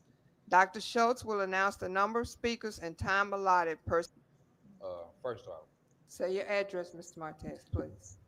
503 North 5th Street. So first off, it's individuals on this board that I'm appalled. First of all, you got individuals over the internet talking about kiss the cat, but you're a board member. You got individuals such as Miss Love, who has a child. What the hell? Now, where is Key? Because this sounds like her type of carrying on. What? Kiss the cat. Al, that was in trouble. We stood in consolidation with you. Mr. Every Martez, single time with the community. Let me stop you. We cannot lodge complaints using people's names. I didn't know that. Yes, sir. No problem. So y'all stopped it at 43. Oh. I'm at 39. I pay attention. Oh. But as I was speaking, when they go back to 43, I continue. Let me start all over again. So as I was saying, we stood in consolidation with certain individuals when they was going through things in the community. This lady has came here in 8 months. She's done more than anybody else who y'all spend numerous amounts of thousands of dollars with their superintendents. Let this lady do her job. It sounds like it's personal. It's looking like it's personal, but I'm not a judgmental character person. So with that being said, I want to see who's gonna vote no. If y'all don't know what community actors stand for, when Cassio Montez said, I'm gonna pull up at your house, I'm gonna have 200 people with me, and we're gonna protest your house. I'm gonna make it just as uncomfortable, just like y'all doing this lady for no apparent reason, because the grounds that y'all having, y'all don't even have no grounds to stand on.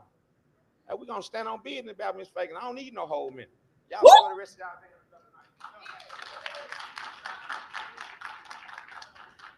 Y'all, that man said he gonna come up to their house and mean it.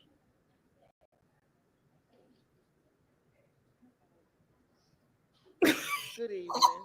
My name is Latasha Greaves. My address is 1095 Bama. My thing is, I watched one of you all's board members sit up there and give us a stellar performance on how one of you all's principal was wanted to commit suicide. So I want to know, who did that board member report that to? That's what I want to know. And then I also want to request that the feds come in and investigate the board because the county commissioners is backpedaling money into another board's member's nonprofit organization. And then I also want, well, IRS Lewis want another board member to return all their wigs and their makeup palettes.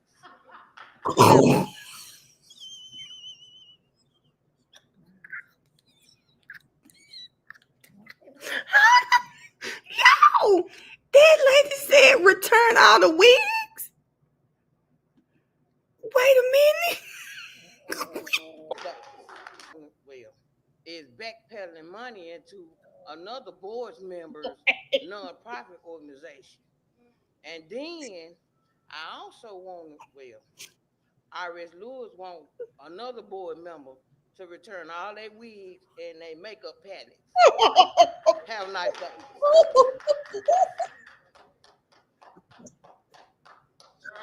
Nick, why she got Marcus Randolph, Charlie Nelson, Noah Nordstrom. Oh, Noah's gonna go up again. What? Yeah, this too much. Briana, this too much. Marcus Randolph, 2797 East Hickory Briana, is that the funeral home? R.S. Lewis, is that the funeral home? Bluff. I think that we've done just about everything we can do. I thought so.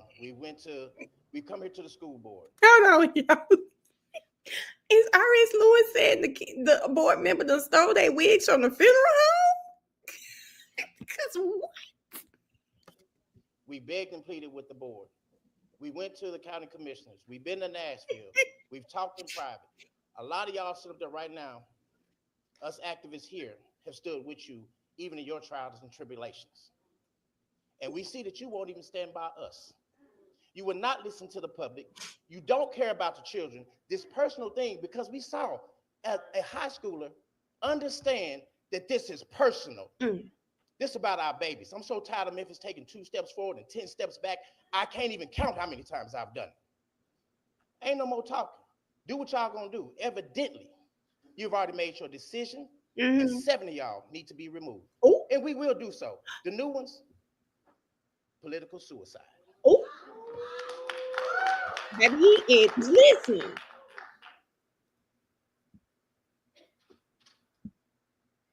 Head of the loser squad, they said.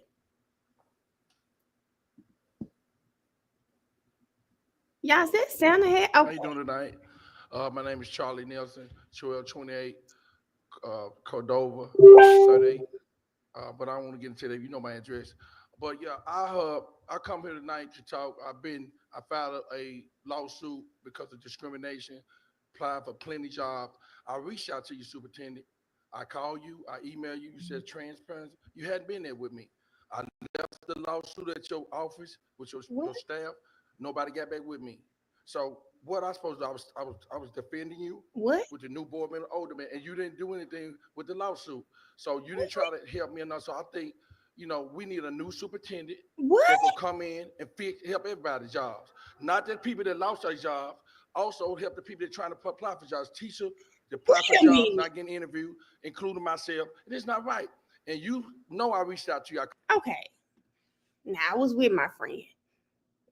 But he mad because she ain't teaching him how to get a job? Like, see, again, this ain't got shit to do with them babies. Y'all gotta stop cursing on YouTube. This has nothing to do with those babies. This has nothing to do with those babies. You're up here mad about a job. First of all, I'd like to know what job he's qualified for. That's one. And I'm sure there are support centers that can help him. How ignorant is it for you to think the superintendent's job is to come and help you get a job? Briana, I heard him say he said he want a job. He also said he filed a lawsuit, and he brought the lawsuit up there too. Too pretty. I'm trying to do better. I'm working to do better though. She said YouTube don't mind a little cussing. He said he did say a lawsuit, Briana. I caught that too. And he also said a job. He said we need a new superintendent who's going to help people like him get a job and teach them how to interview.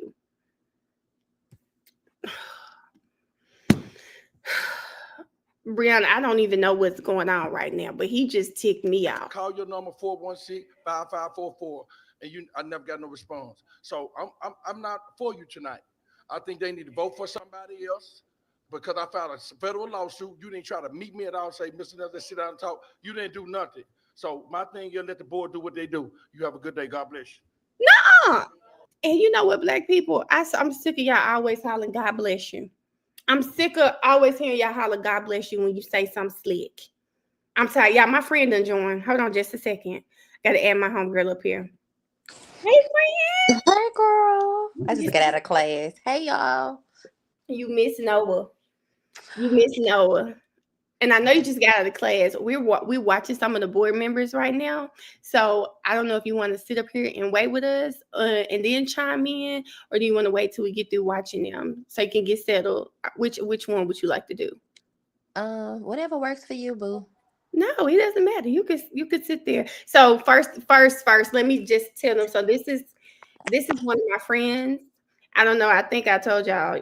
I don't know if I told y'all the whole story. When I got jumped in high school, I had one friend. It was like 6 girls. It was one friend in line with me. This is my friend. My one friend that was in line with me. But she doesn't work in the district anymore. You are at a charter now, right? Right.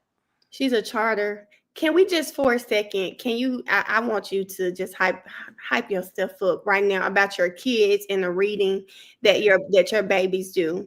And I know you've had a famous rapper come or to two that you've had come. Can you kind of like give some background there? Sure. So I work in a charter. I will not name the charter because I just don't want them tied to anything I may say tonight. But I do work for a charter organization. I'm the reading enrichment teacher for the school. So I was moved in that position because I had some very great scores. I actually helped my school get a reward school ribbon. Kudos to me. So they wanted me to see a lot of the students across the K-5, and I just make reading fun. So yes, I've had 2 rappers come to the school. So Dolph, before he passed, he's a good friend of mine. He came and donated money for us to get books because we didn't have any books. And then I had NLE Chopper come to the school. So kids had to read a certain amount of words. We had a few girls who read 1,000,000 words. So he came in, he brought them a gold chain. And then he challenged the student body to read a certain amount of words. I think it was 20 million. We read 40 million. So he came in and put them in a video. So it was a lot of greats in the video. I think Floyd Mayweather was in the video. It was a few champions in the video. So Selena, they said she changes her voice like Mel when they tell stories. Tell them I gotta catch me on the weekends for my, for the Memphis voice. Yeah, tell them we do not sound like Glorilla. We are so sorry. I just don't say music. There's no one saying purple. Music. I don't. I'm sorry, y'all. We're not saying any of that. None of that is going on over here. Sorry. But yeah, I'm a guru in education, all things literacy.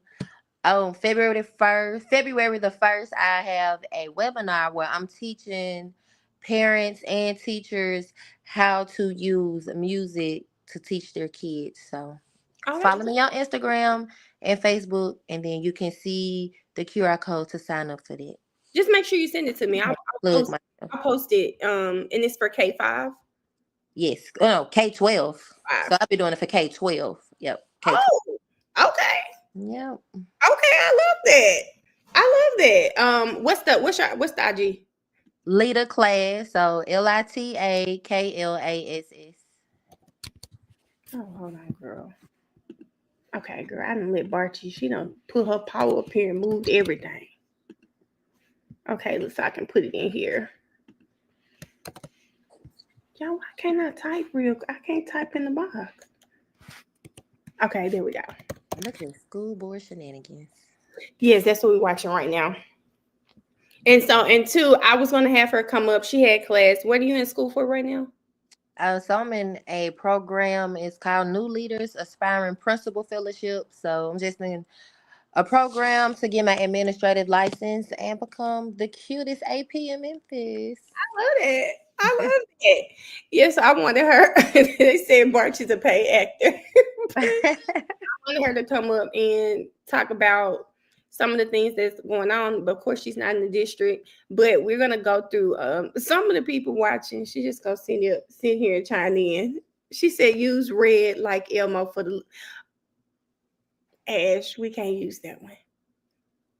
Girl, red like Elmo is crazy.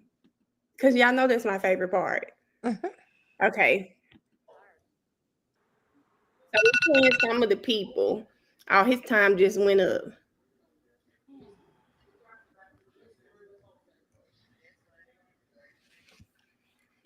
Well, I can do this before we go, so you don't just sit up here. I do want to know from the outside looking in, how do you guys, what do you all feel about what's going on with superintendent, the schools? How are you all feeling watching everything play out? Because it doesn't affect you guys. How are you feeling watching it all?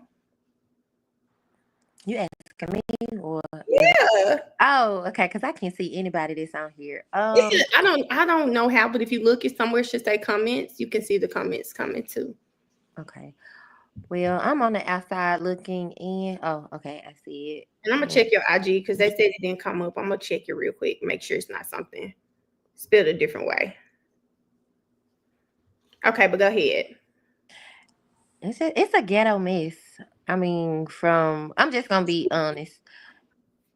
We know Tawana Murphy's background and history with Daddy is Matthew and then her song. And it's called something about Kiss Her Cat. Oh, that's what the man just said, Salita. Oh, it's on YouTube. Yes. Kiss the Cat, Tawana Murphy. Just her. First of all, it's a lot of unqualified people sitting on the board. Let's just start there. I remember listening to a board meeting a while back, and she was talking about MAP assessment. So MAP assessment is like an adaptive assessment where you kind of figure out where students are. So it'll start them grade level, and then it starts meeting them where they are. So if they're lower than grade level, the questions are gonna go down to, grade level, whatever. Okay. And she was asking about it, and I'm like, I knew then. I'm like, she don't know what the hell she's talking about. But the superintendent had to keep correcting her. She was like, "Oh, do you mean this?" And I knew then. I'm like, they're doomed, not we. They're doomed. They're doomed. But it's just ghetto to me. I feel like people are not laughing with us; they're laughing at us. Even the people giving their public opinions, like, get up there and have some decorum. If y'all want people to take y'all serious, I feel like y'all should have came dressed, looking the part, and speaking the part. I'm not gonna take anybody serious. I mean, yes, it was funny, but at the end of the day, I don't play about the kids. So this is a serious matter. And y'all getting up there, talking about how the people look. No, where the receipts at? Talk about what they aren't doing, what she is doing without all that extraness. And I feel like that's why we're not taken seriously. That's why their board sat up there, because at the end of the day, they hold all the power. They didn't take public opinion seriously. Everybody is laughing at us, and the state is in a process, or there is word or allegedly that the state is in the process of coming down and just taking over. Because look how we're carrying on.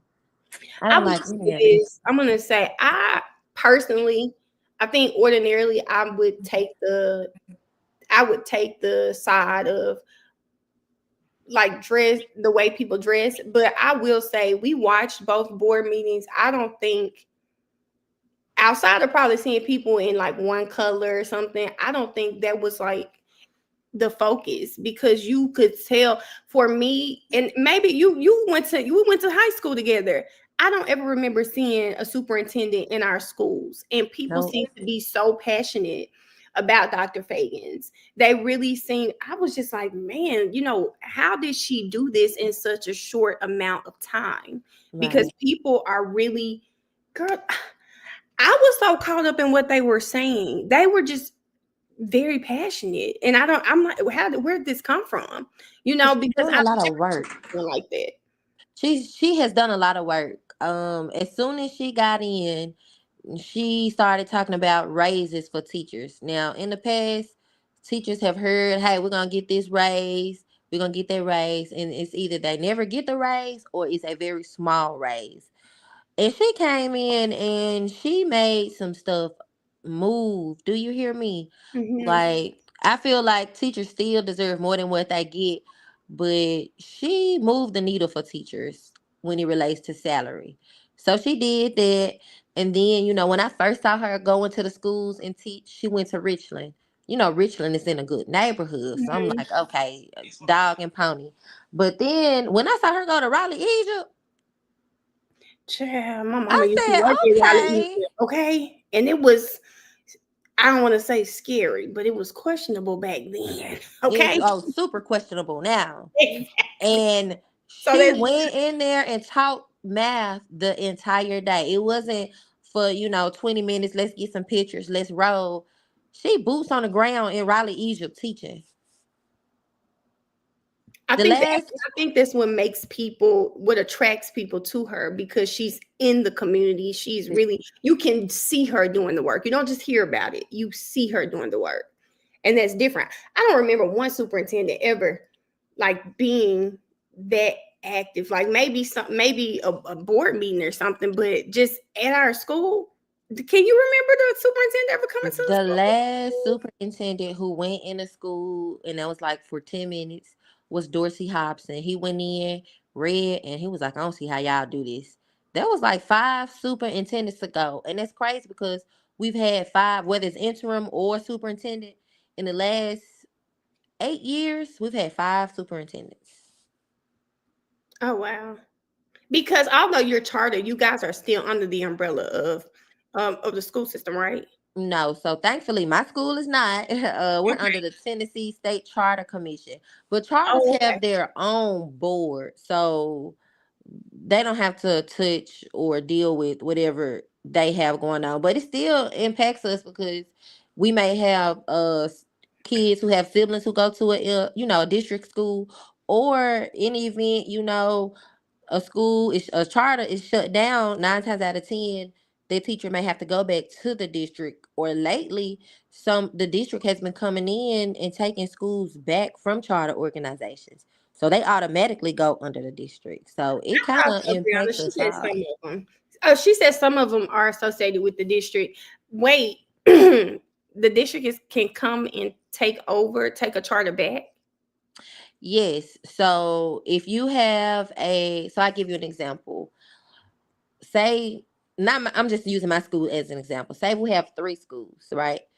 So depending on who accepts your charter contract. So let's say like my school is with the state charter commission. One of our other schools probably got denied a contract with the state commission, but Shelby County Schools picked them up, okay, you can go ahead and start this charter. Now, charter schools have their own board, so we don't have to answer to or get anything. The only thing that comes from the board is if they will accept a charter or not.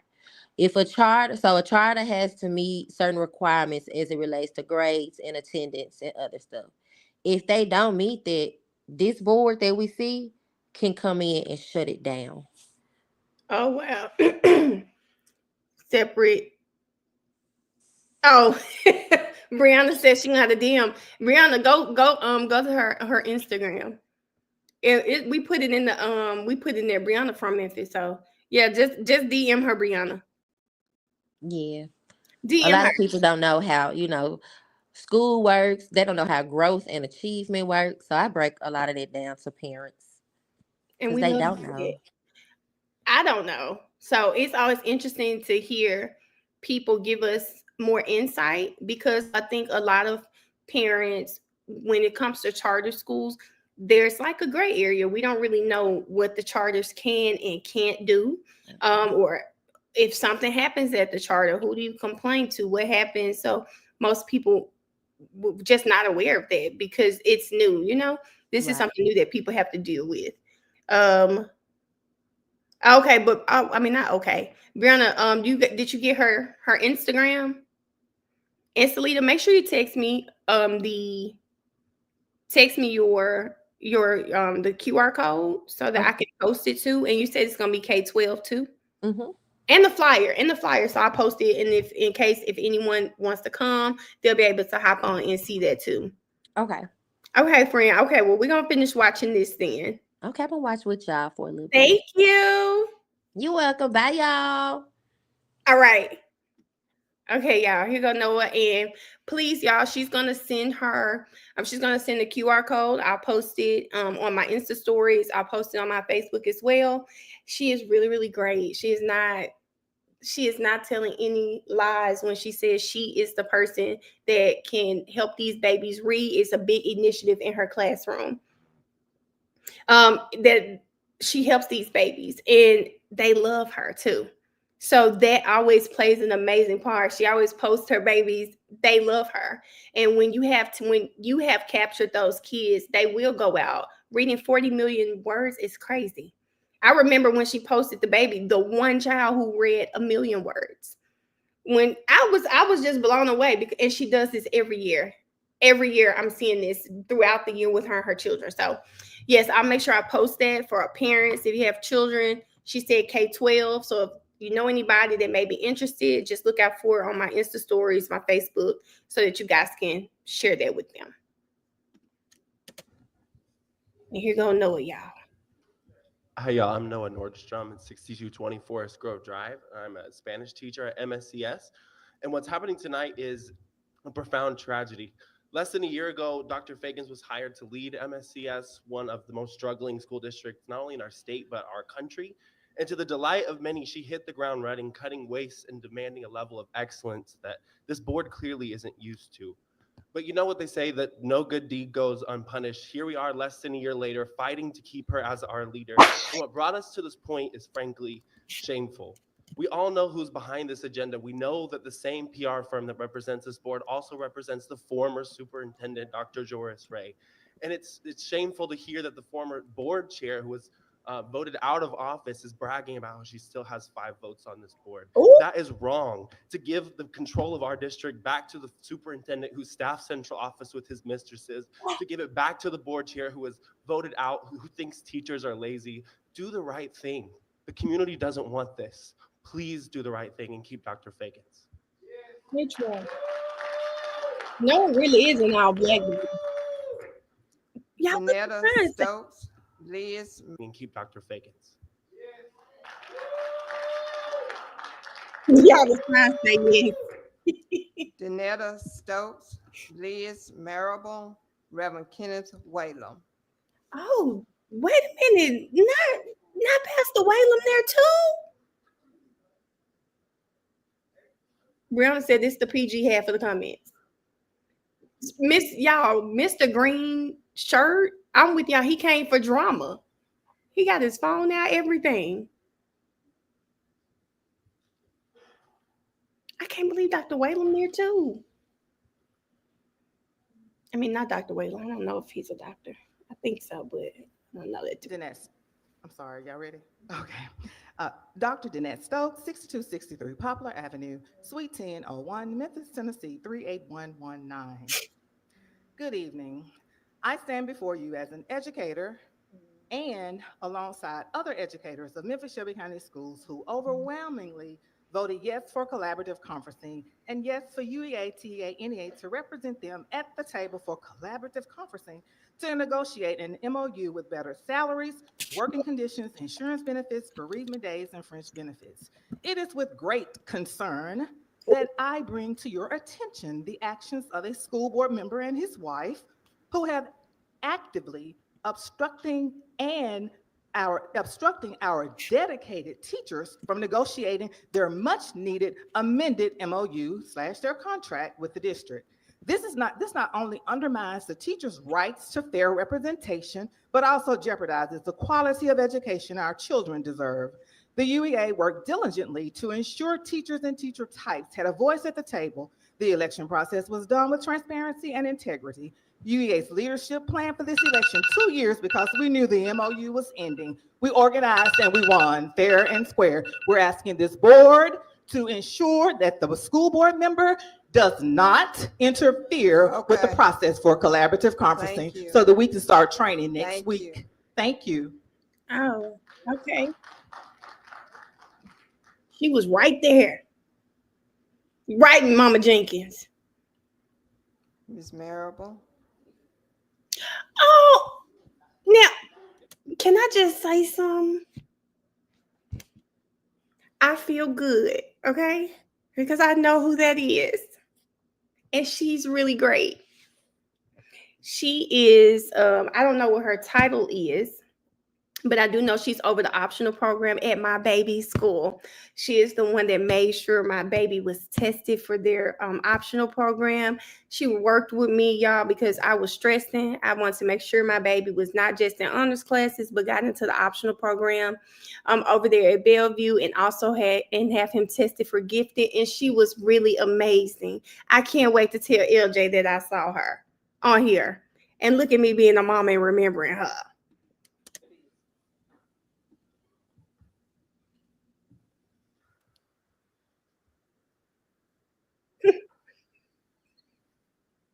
We ready, Ms. Marable. I'm sorry.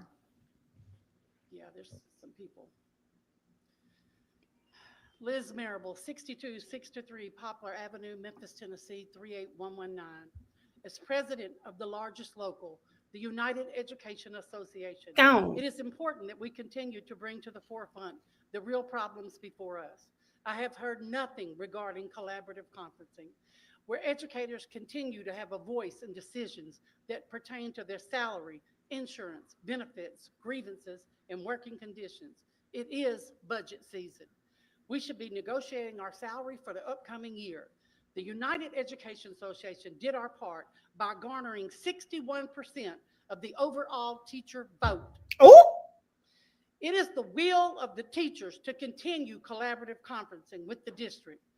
We are asking that you stop the delay as the month of January is almost over.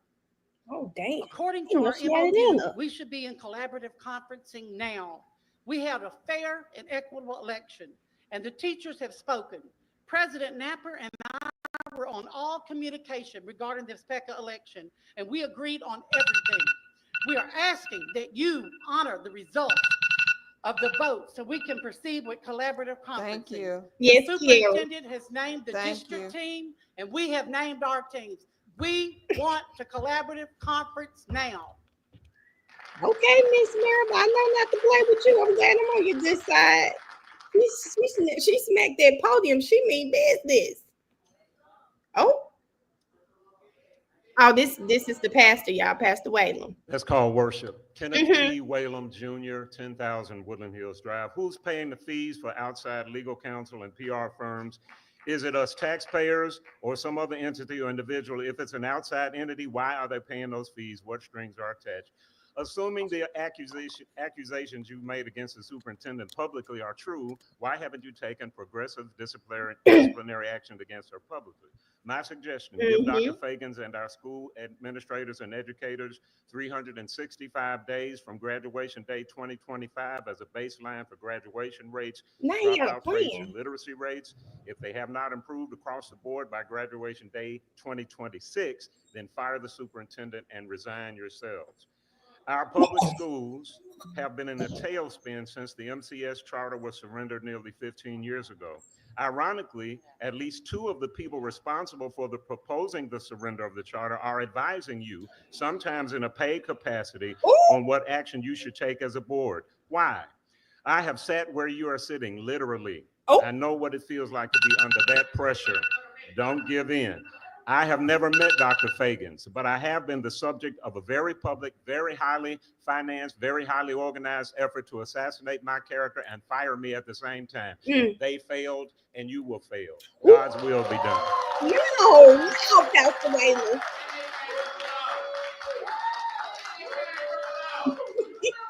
Miss Judy Brown, Listen, Miss Sheila, at Miss least he came to McGee, the and Mark Thomas. Oh, there she go. Y'all, there go the Delta, y'all.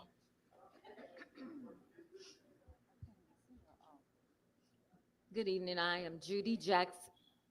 Good evening. I am Judy Jackson Brown, 5672 Tulip Hill Drive, and I am a retired teacher of 31 years and a substitute teacher now. Success takes time. What the said allegations for a firing may seem right, but in the end, it's just going to result in so many unforeseen problems for the district, and especially for our students with their emotional health and their mental health. These children, it's like going through a divorce. They love and respect Dr. Feagins. Do unto others as you will have them do unto you. It takes patience, commitment, compromise, and mutual respect and time. When you're in a committed marriage, you don't just divorce because you had a disagreement, now do you? No, you stand to the side, you work it out, you talk it out, and then you come to an agreement. And then your 1-year marriage is now 30 years. We're just asking as citizens that you would give it time like you do in your relationships, your successful relationship. Go with Garcia's compromise of resolution because success takes time. That was a good ending.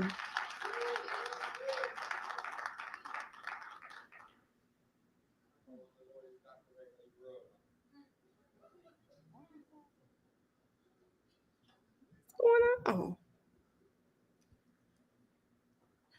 Hello, everyone. I'm a little awkward. I feel a little nervous. My name is Kiera. My last name is McGee. I'm an advocate.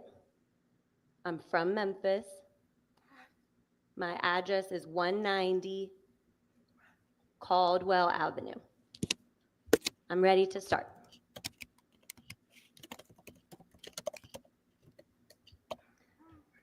I realize why I'm here today.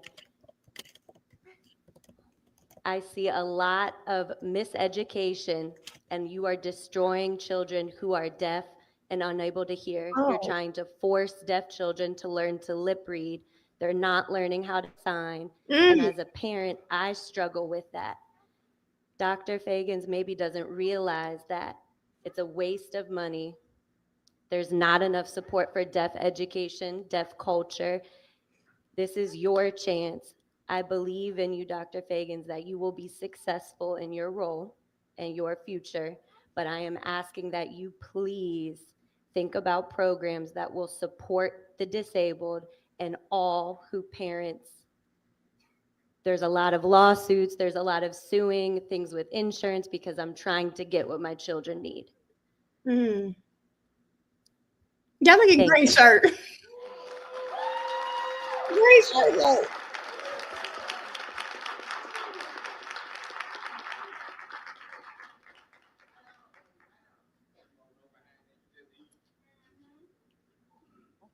Mark Thomas, Mackenzie Ward, Representative Pearson. They said green shirt ain't showing no decorum. He just there for the entertainment, I'm sure.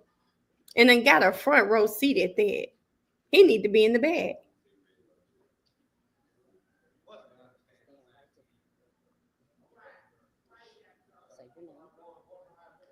My name is Mark Thomas. What? Girl, they done put him out, y'all.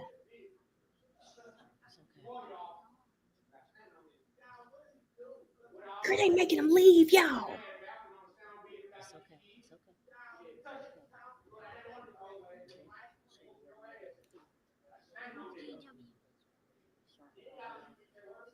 Girl, camera messy. Gonna go zoom in on her.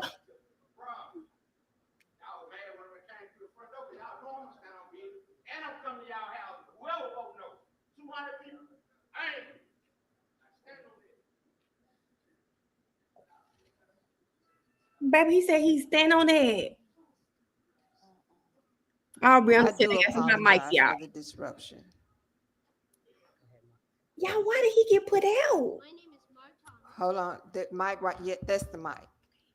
Thank you. Baby, My Mr. name Stand is on Mark business. Thomas.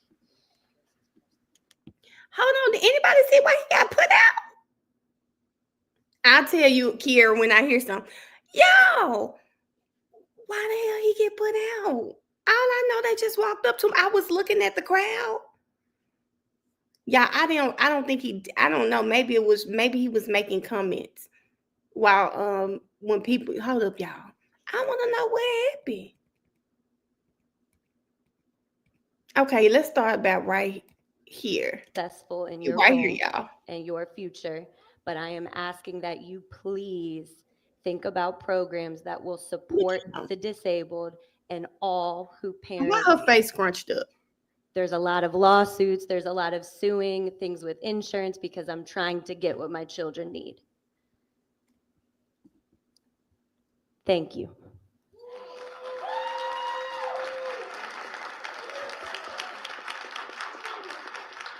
Okay, yeah, they say he's an actor. He's a well-known activist in Memphis. So that's how he know he gonna pull up with 200 people. So that's that too. And I think, is this Ladia, y'all? That looks like Ladia. Yeah, that is Ladia. She has a she's really popular in Memphis too. She has like Ladia Yates Academy. She's a dancer, and she's traveled with Usher. She's done some other videos before, but it's a really popular dance studio in Memphis. Oh, he did say something, y'all. Mark Thomas, Mackenzie Ward, Representative Pearson.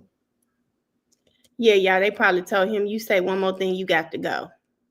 And look at everybody back there looking at him.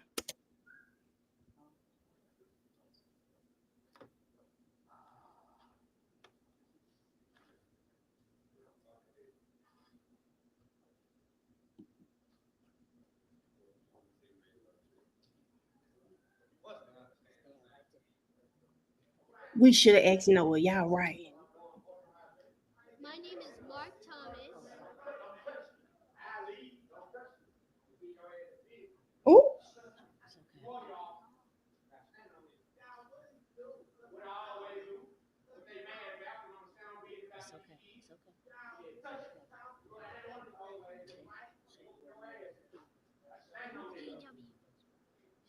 Okay, look at her, y'all.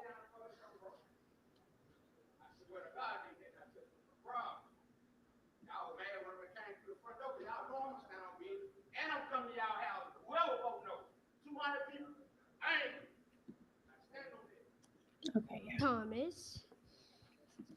Dang. My address is Austin P. Highway.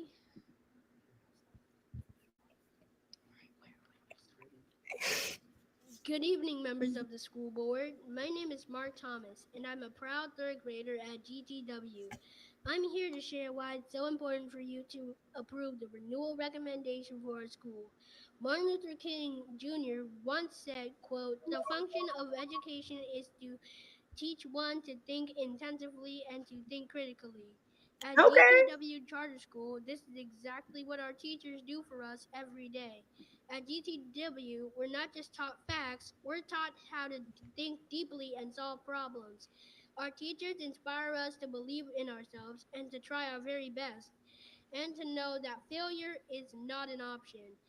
They remind us that skills that we learn today, especially reading and understanding what we read, will shape our futures. Please approve the renewal recommendation for Granville T. Woods Academy of Innovation Charter School, so that students like me and the ones who come after me can continue to grow, learn, and lead. Thank you for listening and supporting the future of leaders of tomorrow. You did good. Right at the time, too. They are dressed like a team. I know that's right, Missy. Hey, Missy. My name is Mackenzie Ward. My address is Austin P. Highway. Yeah, I'm gonna pause it because Briana done told us I don't mean to skip them, but they're up there asking for the charter school to be renewed. Yeah. Tennessee State Representative Justin J. Pearson, 40 South 4th Street, 38103. Look, I'm here because I am supporting 100,000 kids. I'm here because I'm supporting the future of our district. I'm ensuring that young kids who grow up wanting to be a superintendent and do things in our school district might see somebody like themselves who's educated, who's well prepared, who's well equipped, and be treated with respect and dignity. And that has not happened here.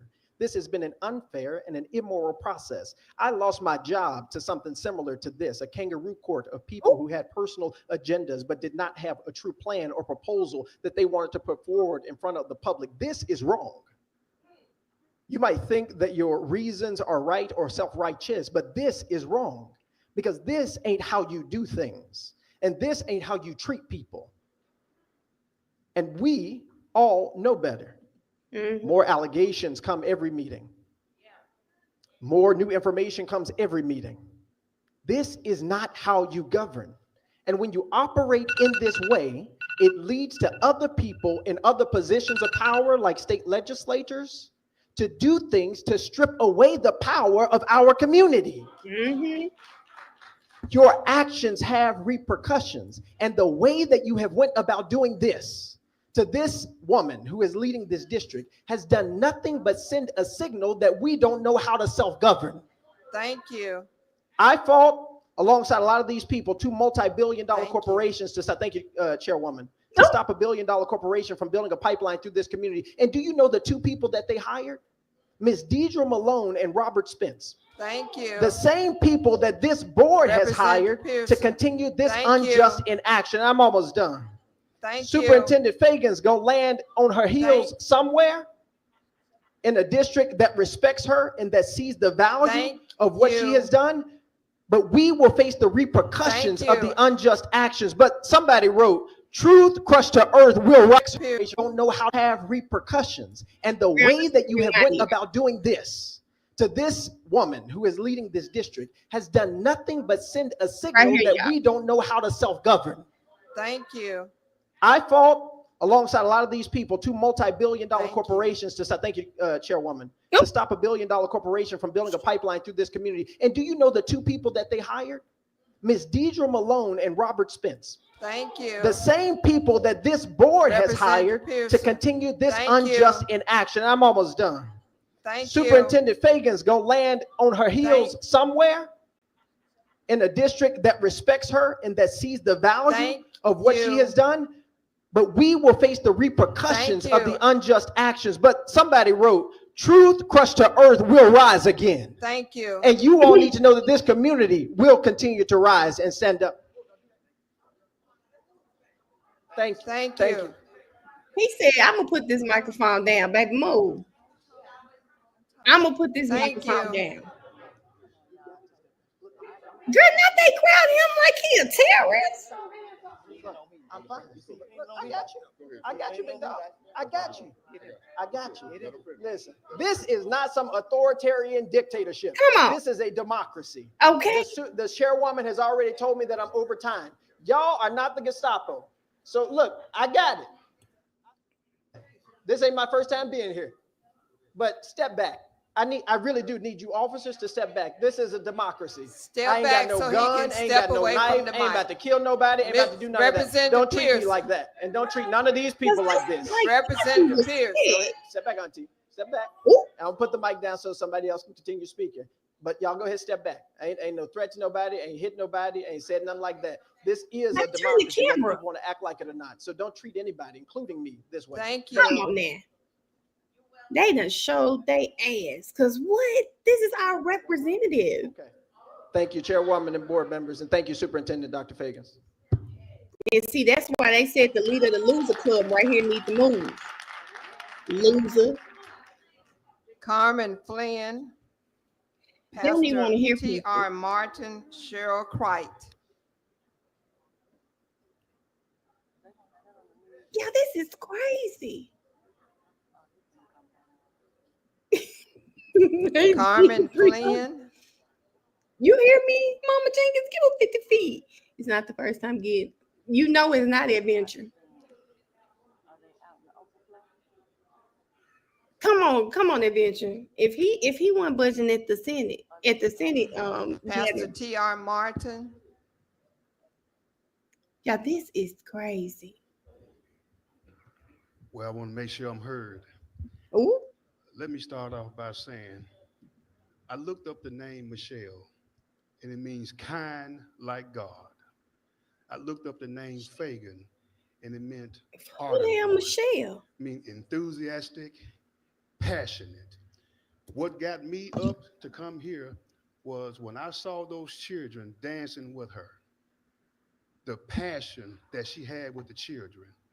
Is this about the children or our personal agenda? Our children looked at her with hope, something I never saw our superintendent when I was in school. Me I either. can't He even older than tell me. you his or her name. I can't even tell you where they were from. But if it took the board 2 years to get it right and you telling me now you got it wrong, so that means you're incompetent.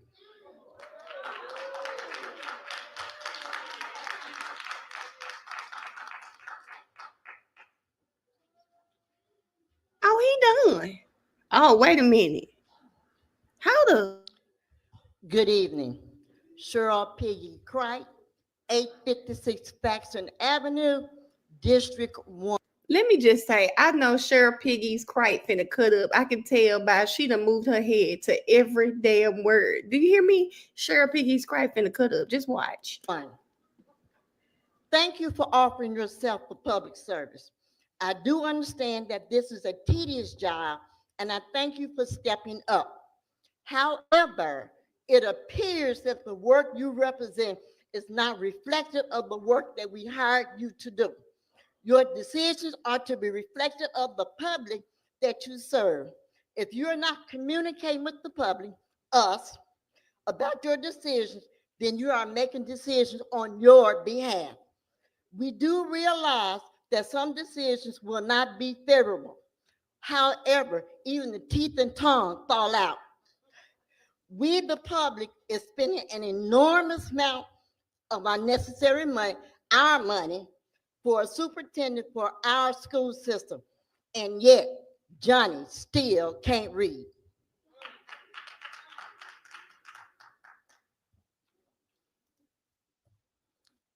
What? Did y'all hear her? Good evening, board. I apologize. There was holding me up outside. I could not get in. My name is Carmen Flynn. I live at 6939 Blue Sky Cove, Memphis 38133.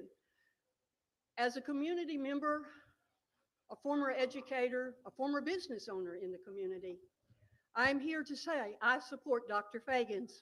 But with that being said, I want us all to reflect that she is human just like we are. We all make mistakes. Is Dr. Feagins perfect? Absolutely not. But I think we should consider the positive that she has done in uniting this community, not only the students, the teachers, but even across racial lines. I'm born and bred Memphis. This is a long time coming for the 901. Period. I ask that we look at it in light of her accomplishments of Hello Neighbor, involving the students through legacy learners.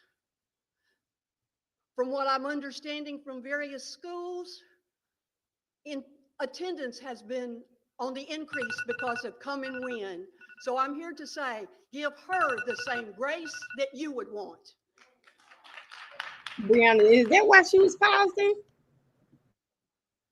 Mary Webb, Aaron Hidrovo.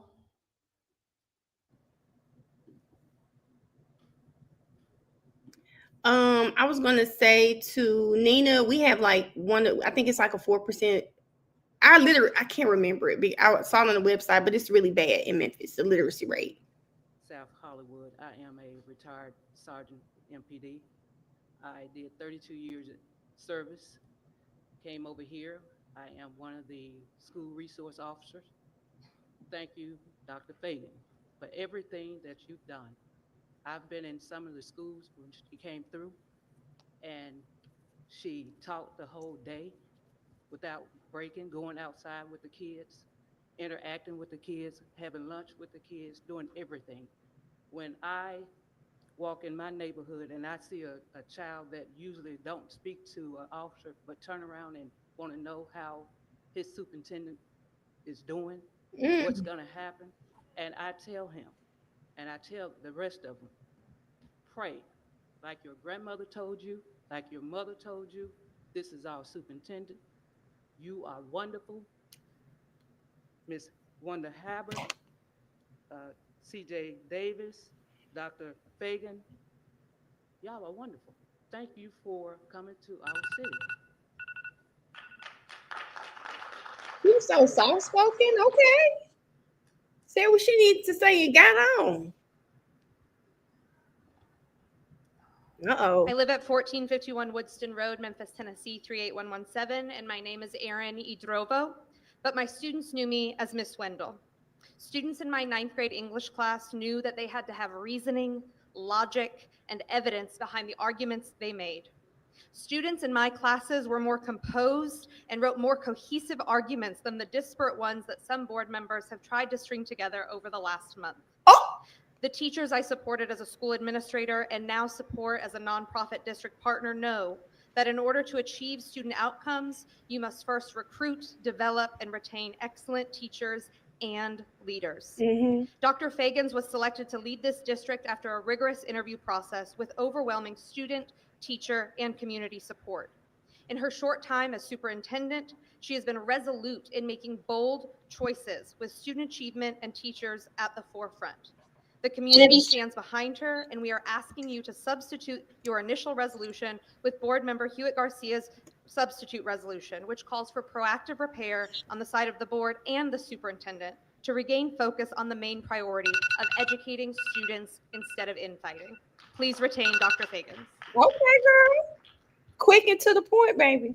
Austin Bettis, Ashley Pettis, Kevin Durham. Yeah, I'm gonna skip them because we did hear them already. We heard her. I think they spoke together. Say super. Yeah, they spoke together. Tonight, thank you. Thank you. Horowitz. They were the parents who did they were the two who did the survey, just to make sure you guys know. Hey, Blake. It's at 1843 Hunters Hill Drive. I came tonight to ask that we please keep Dr. Feagins. We need her. Memphis needs her. The students need her. I know it's hard to listen. I often have trouble listening too when I'm trying to make a point. I recommend we bring in a communications expert to remind us all how to listen. I recommend we agree. postpone big decisions like this until that has happened. I know the students go to school every day and they listen every single day. I think we can too. Thank you. Oh, that was good. Straight to the point.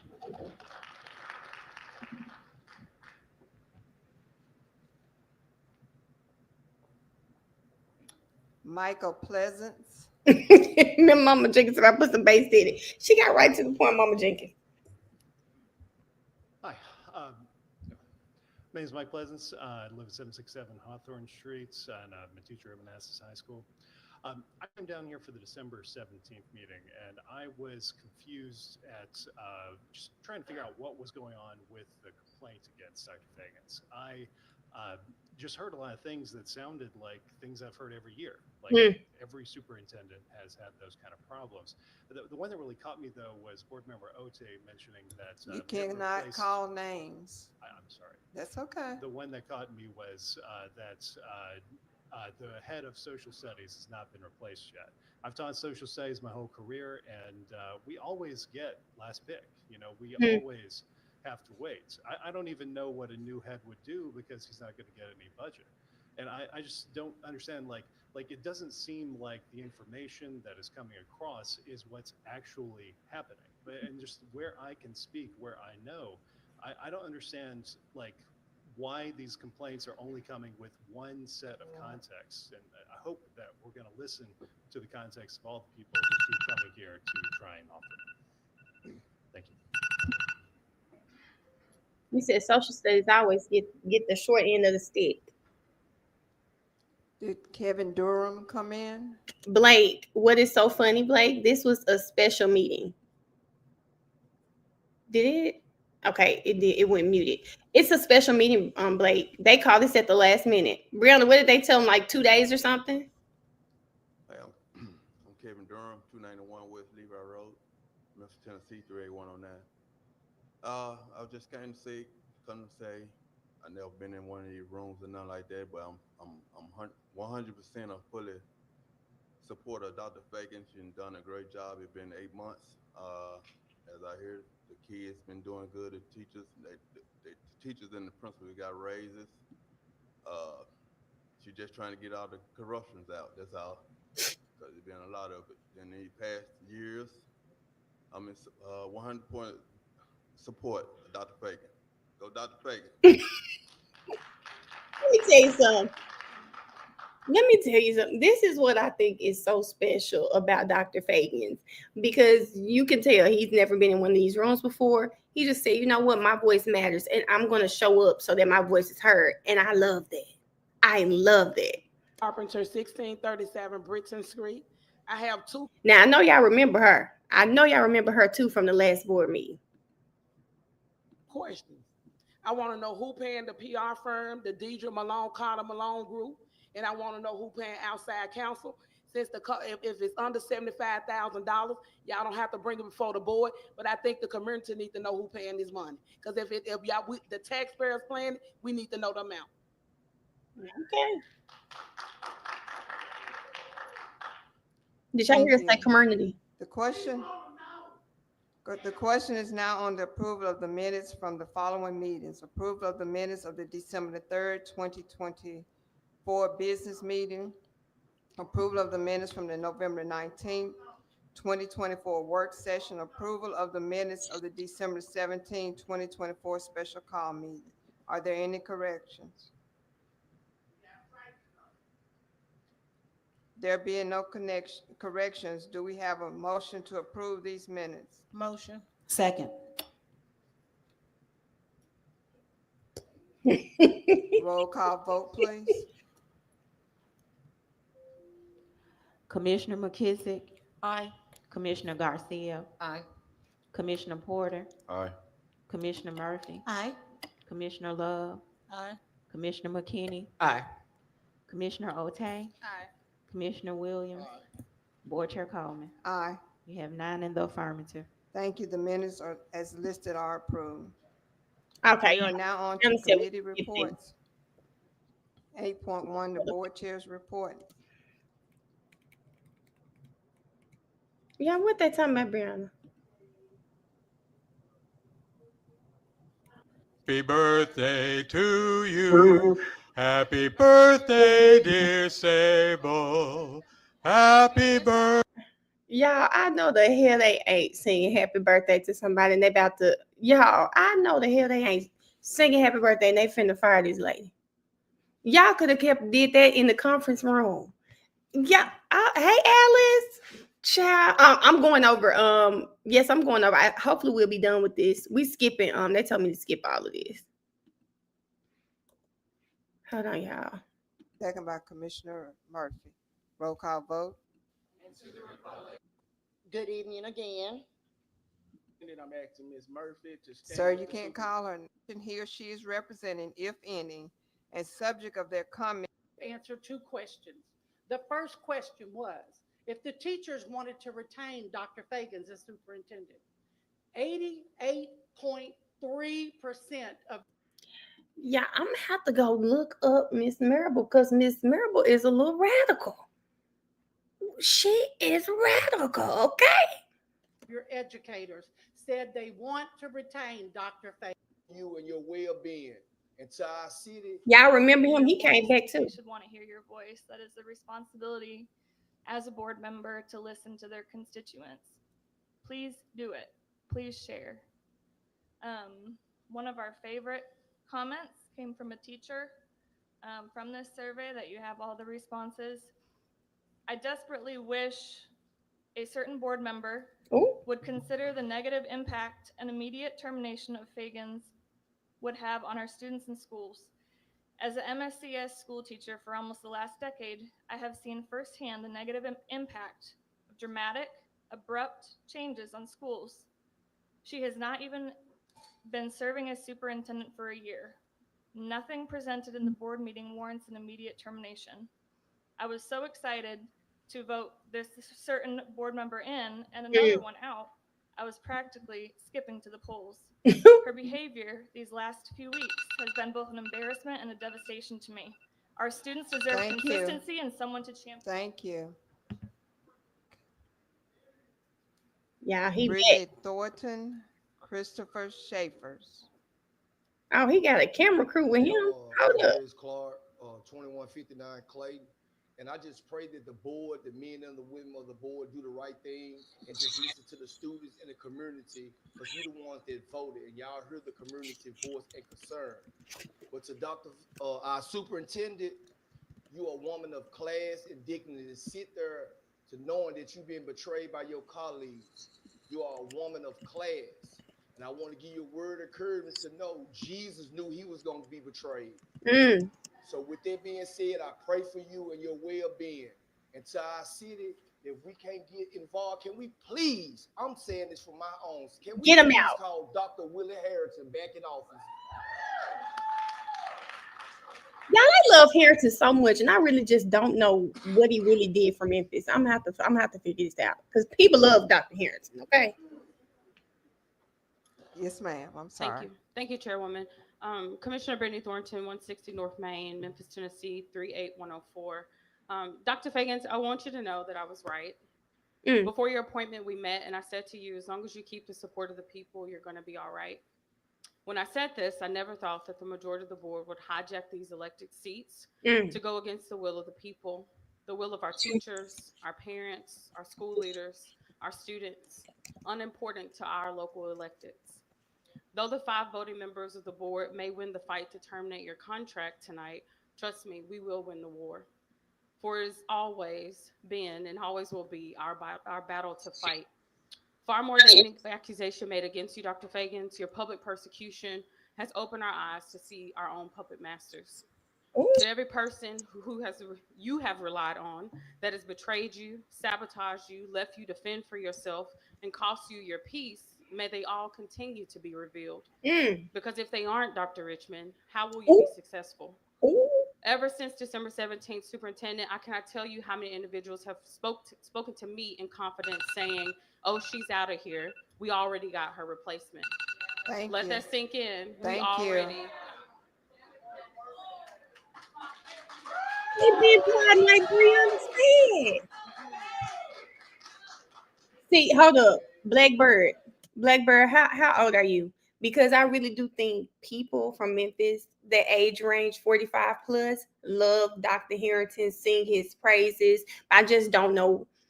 I'm not really familiar with things that he did. What was the economy like in Memphis when he was in office? I'm not aware because I was young when he was in office. Now he got a sign too, y'all. Christopher.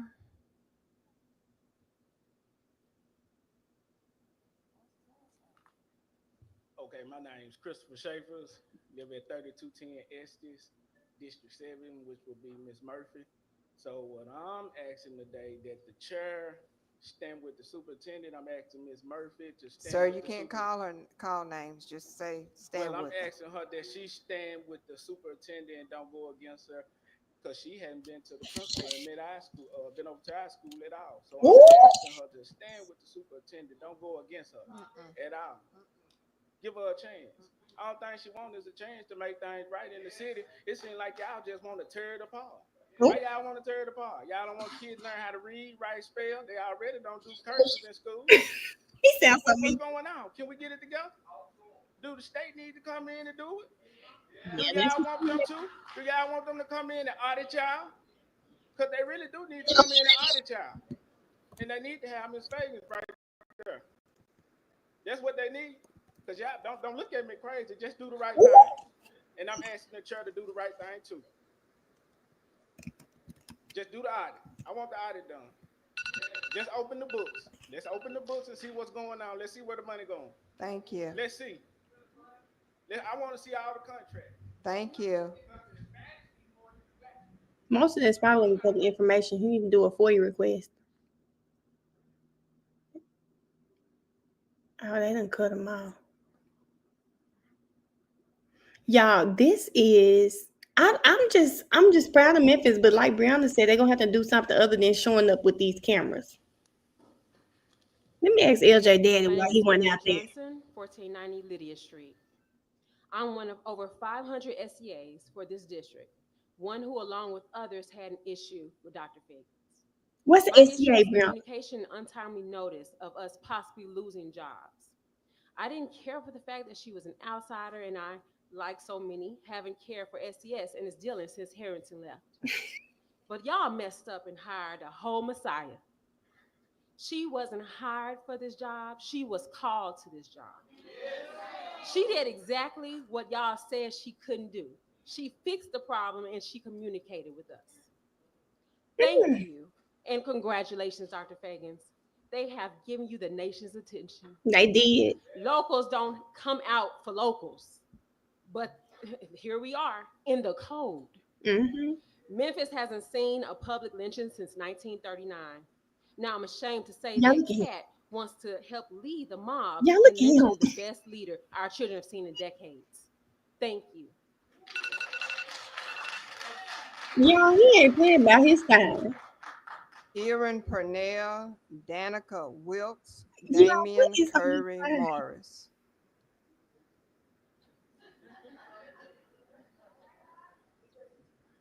I ain't seen nobody that I know yet. Anybody that I know yet.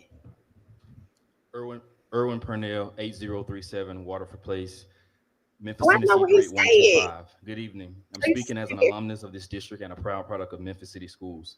Superintendent, I want to start by saying I thank God for the blessing that you are to this district, to this city, and to our students. To the board, I urge you to give this superintendent the time allotted in her existing contract. What we are witnessing here seems oddly strange. A majority of you seem committed to moving forward in terminating the superintendent, showing little interest in collaboration or reconciliation. The concerns and complaints you all have presented predate her tenure, and anyone who has done their research would see that. Quite frankly, all of this feels like a peculiar, personal, petty, perplexing, pathetic plot. Galatians 6 and 7 reminds us, be not deceived. God is not mocked. For whatsoever a man or woman soweth, that shall he or she also reap. Okay. So for those of you who want to get rid of the superintendent, you might consider this a victory tonight. But know this, you will reap what you sow. Every action has consequences. What you sow today, you will surely reap tomorrow. Thank you.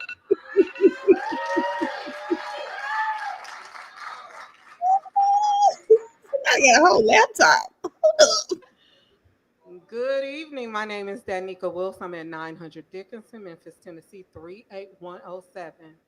And I just want to say that for elected officials that the community has chosen to represent, given blazing disregard for what the community overwhelmingly says they want, is truly disheartening. Dr. Feagins, in her few short 9 months being here, has created revolutionary change that we have not seen from previous or prior leadership. And given less than 9 months to give this decision or make this decision like this is irresponsible governance. So we stand in solidarity as a community against parts of a board who will be on the wrong side of history. Thank you. They sure are.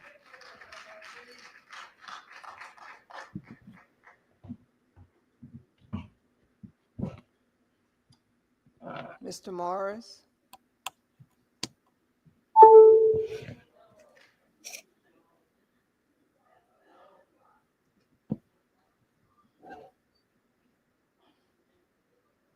Sharonda said she was cooking when she left the house. Said, let me run into the board meeting. Morris, 1529 Dunmore Road, Memphis, Tennessee, 38114. And I just want to say for the record that this is the highest level of corruption I have ever witnessed in all my years of living in Memphis, Tennessee. And I've been through the Tennessee waltz and I didn't see this kind of corruption. So what I'm trying to say is, I don't think you read clearly that agreement that we had in that lawsuit, because ain't none of this supposed to be going on. But just as lawsuits have been settled, they can be reopened. Okay. I know he got. Board member, you say you want the lawsuit, we'll take it. I give it to you, like the brat say. I give it to you. What? And there's many more. We ain't thinking nothing about the children. This ain't got nothing to do with the children at all. At all. You got board members threatening folks and all kind of foolishness going on in this community. My own board member threatened me. So I'm trying to tell you, hey, you want to go to war? Let's go to war, because I'm going to war. Okay? It ain't over. It ain't over till the fat professor sings. And now he got a cane. Oh. Latasha Griggs, Angela Rogers, Cheryl Cripe. Child, these some characters in Memphis, baby. These some characters in Memphis, baby. Good evening. Oh, she back. My address 1095 Belmont. Dr. Fagan, I support you. Got my utmost respect. I was always taught a he dog holler. And every time a camera come on, a dog holler. Every time I turn around, a dog on the camera. Now, I name people according to the way I see them. What? And there's Honey Bun, and then there's Rag 'em Up. Yo! Because that's how I see them when they on the camera. Every time I see them, they on the camera, they got to give a statement. But I'm going to tell you something. For somebody to be a disbarred lawyer and they want to give you a lawsuit, I prefer that you include everybody's name that had your name in their mouth in their lawsuit. And I want it to be defamation of character and emotional damage.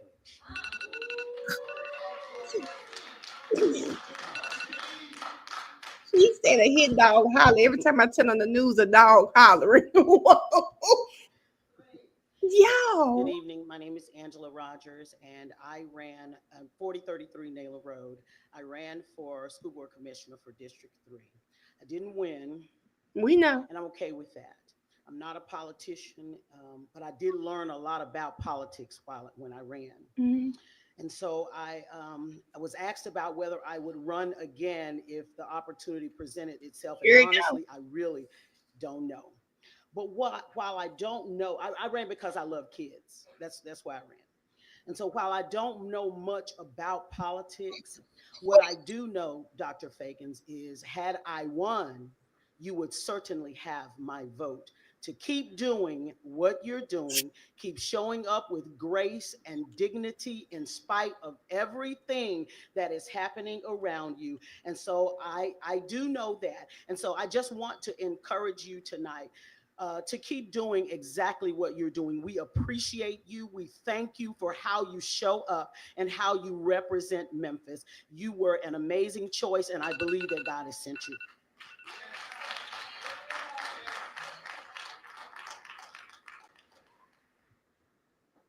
Oh, okay. Here go Miss Piggy's back, baby. Good evening again. Cheryl Piggy Cripe, 856 Faxon Avenue, District 1. Again, I say, thank you for offering yourself with public service. I do understand that this is a tedious job, and I applaud you for stepping up. Again, however, it appears that the work you represent is not reflective of the work that we hired you to do. Your decisions are to be reflective of the public that you serve. If you are not communing with the public, us, about your decision, then you are making decisions on your behalf. Again, I say, you do realize that some decisions will not be favorable, even though the teeth and the tongue will fall out. Let me get this straight. You, the board, said Jarvis Ray kept playing with the state. You spent money. You, the board, said Tony Williams wasn't qualified. You spent money. You, the board, said Dr. Feagins doesn't know how to get along with others. But you, the board, are still spending enormous amounts of money for a superintendent for our school system, and yet we have a high level of homelessness, food insecurity. Oh, they done cut the mics off now, y'all. Y'all know last time people's mics were still working. Maybe she got a mean walk. I just know that. I know they be walking to the store. Rachel Spriggs, Danielle Inez. Oh, I used to work with Danielle. Somebody I do know.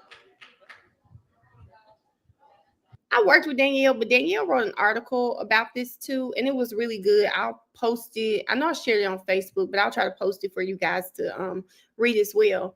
But I don't know if she still works for the district, but it Representative Justin J. Pearson, 40 South 4, 38103.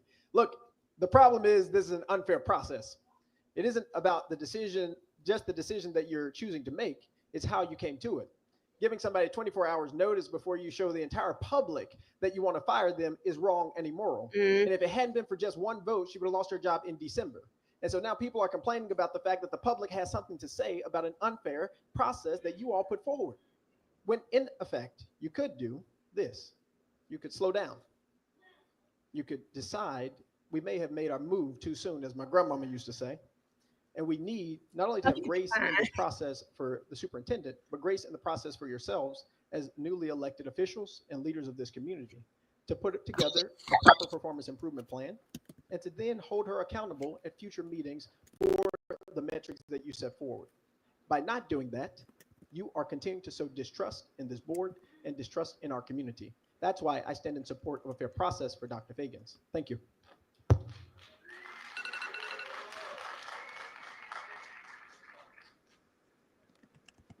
Before you start my time, board member chair Coleman, I just want to state that people can say Superintendent Feagins or whatever your name is, and you can correct me, parliamentarian, as long as they're not casting a complaint. And so you keep on stopping people from saying people's names when they're not casting a complaint. So I just want to make that clear. Oh, Rachel Spriggs, 440 North McNeil. Now let me tell y'all something. Rachel, my kind of girl. Oh God, baby, I love someone who has actually read the rules and the regulations, and you can get up there and you know what you're talking about, because she has been stopping every person from getting up there, saying their names. I do think most of them, well, no, not everybody has been complaining. They've been trying to say something about the person that they heard or something that they did. She said, you can say names as long as you're not complaining. Okay. And I want to start off by apologizing for you having to experience much of what we've been experiencing for some time, despite having a majority black board, serving majority of black students in a majority black city. There is still not much difference happening here than at the state capitol. But the people are clear. Our children are not going to the highest bidder. The board can simply not be trusted at this point. We have endured decades of corruption from the board, but can't give our superintendent more than 9 months. You've barely gone through orientation. I realize that there are folks on both sides and their concerns deserve to be considered, but where is the middle? Out of all of the folks that I have spoken to with grievances, no one felt termination was just. How do you hold her accountable and grant the grace that you all desperately need yourself? Or is that even a desire? I noticed Martavius in the back and many others who surrendered our charter are also in cahoots with firing our superintendent. Thank you. Girl, now she done called out somebody not even on the board.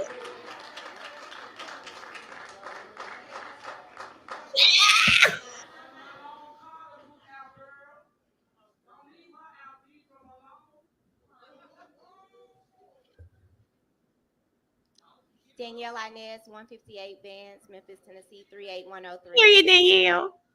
Madam Chair, members of the board, tomorrow the students will walk out. After tonight's vote to destabilize our district, our principals and teachers will be forced to face your voters during this week's State of the Schools addresses. People from all walks of life will flood your inboxes, will text your phones, and will talk about you like a dog online. And then on Monday, the governor's special session will begin. And let me be clear, we will be in the battle of your political careers. Because people will fight to keep your elected seats, but they will not fight to keep you in them. You are unfavorably rated by voters. You will be the very first thing that your advisors sacrifice. Vouchers, special school districts, and school construction. Time out, y'all. I had to pause for just a second because not my sister said she had to go make a YouTube account so that she could tell us about Dr. Harrington. I told y'all 45 plus, they love him. Hey, rah. She said I had to make my account so I could comment. Mayor Harrington was my era, and he always came to our programs and came to the school and came out with the people, etc. Yes, we love him. I told y'all 45 plus love him. And I do remember him being the superintendent during when my sister was in school. I remember hearing his name a lot, and I know my mom loved him. So yeah. So thank y'all. My sister said she can join stuff like this. She said our trial talk is too much, but she can she can join these type of YouTube. So thank you for coming, girl. Construction money are all up for discussion in less than a week, and y'all are playing politics or chess, but y'all are playing with God's children. What's decided tonight matters. Next is now. This moment is what that phrase means. In closing, don't let anybody think that you can't change your position. You absolutely can change your position up until the very last second. You can always choose to do the right thing. Y'all Danielle, girl. You have to tell her.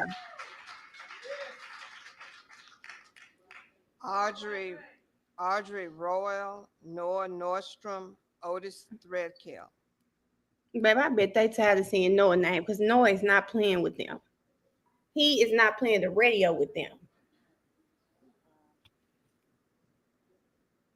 Y'all, Mr. Richmond right here. He had to sit. I knew what was coming. Audrey. He knew what was coming, y'all. He didn't have to sit there the whole time.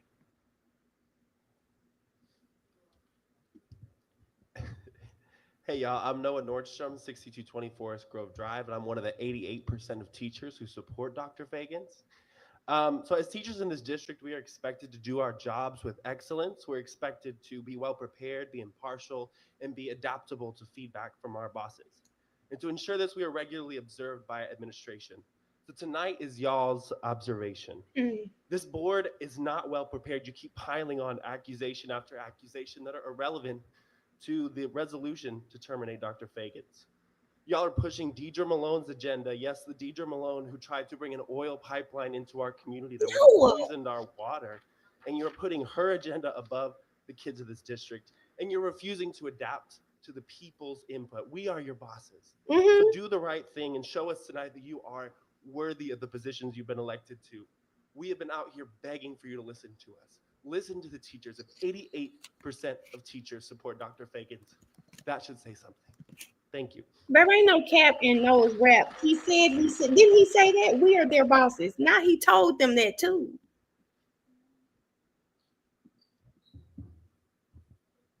All right, good evening. My name is Otis Threadkill, 8267 Brightleaf Place, 38016.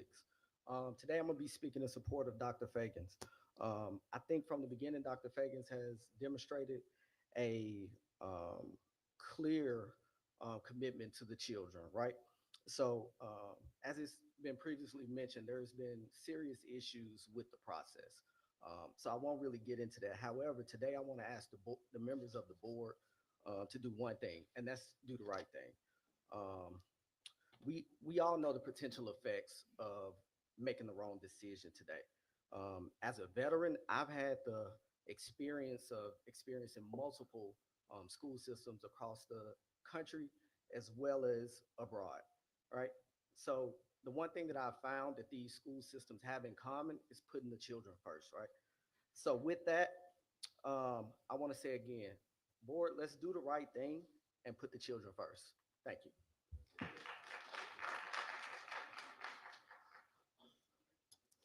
Did Audrey? Glenda? Good evening. Hi, I'm Philistine Terry, 3199 Shibler Road, Memphis, Tennessee. The reason I'm here is for the children. I understand as a teacher of 34 years that curriculum drives instruction, instruction drives achievement. Right now, our district needs academic focus.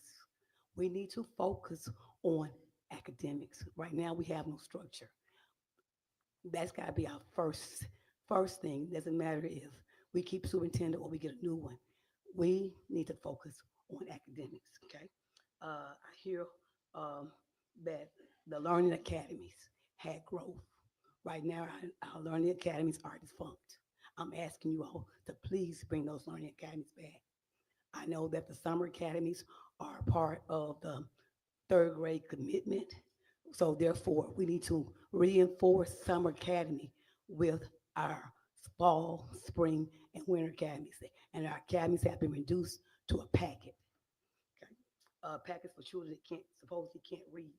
Our teachers need support. We have new teachers who have just begun. Thank you, Ms. Chair. Thank you.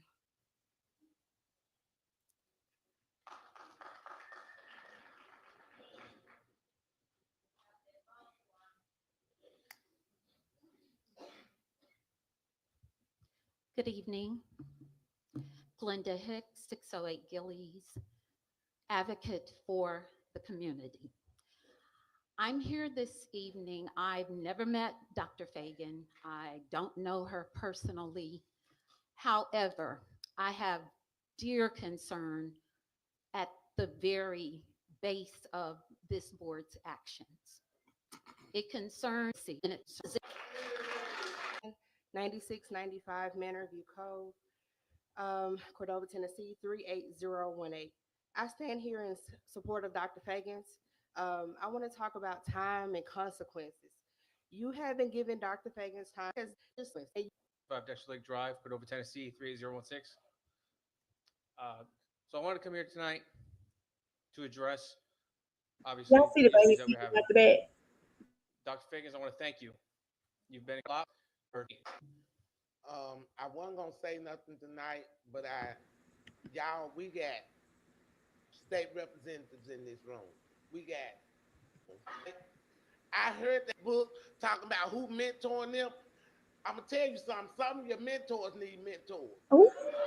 Some of the people that y'all putting on Facebook, I heard state representatives, senators up there talking about the people we should have been thrown out of this boardroom. When they stood with white people in Nashville, they didn't tell them to throw them out. I'm talking about London Lamar. I'm calling names. Thank you.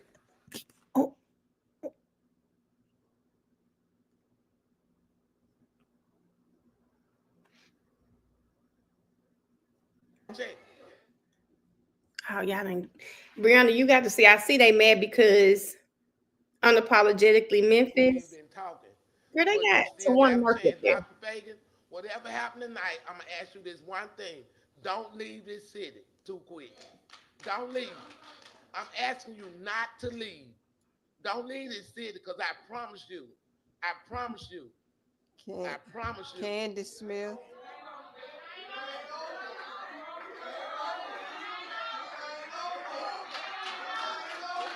Candy. Look at him, y'all. Candy Smith.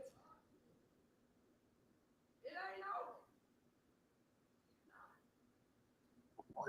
Is Candy Smith available? Briana, go look, girl. He posted to Tawana Murphy on the page. Sacco. He posted her on the page, Tawana Murphy, right? And then he's trying to defend posting her. And listen, Briana, the post is simply Tawana. Hold up. There we go. It's just a picture of her, right? A picture of Tawana Murphy and like all of her accomplishments, I guess, and her experience.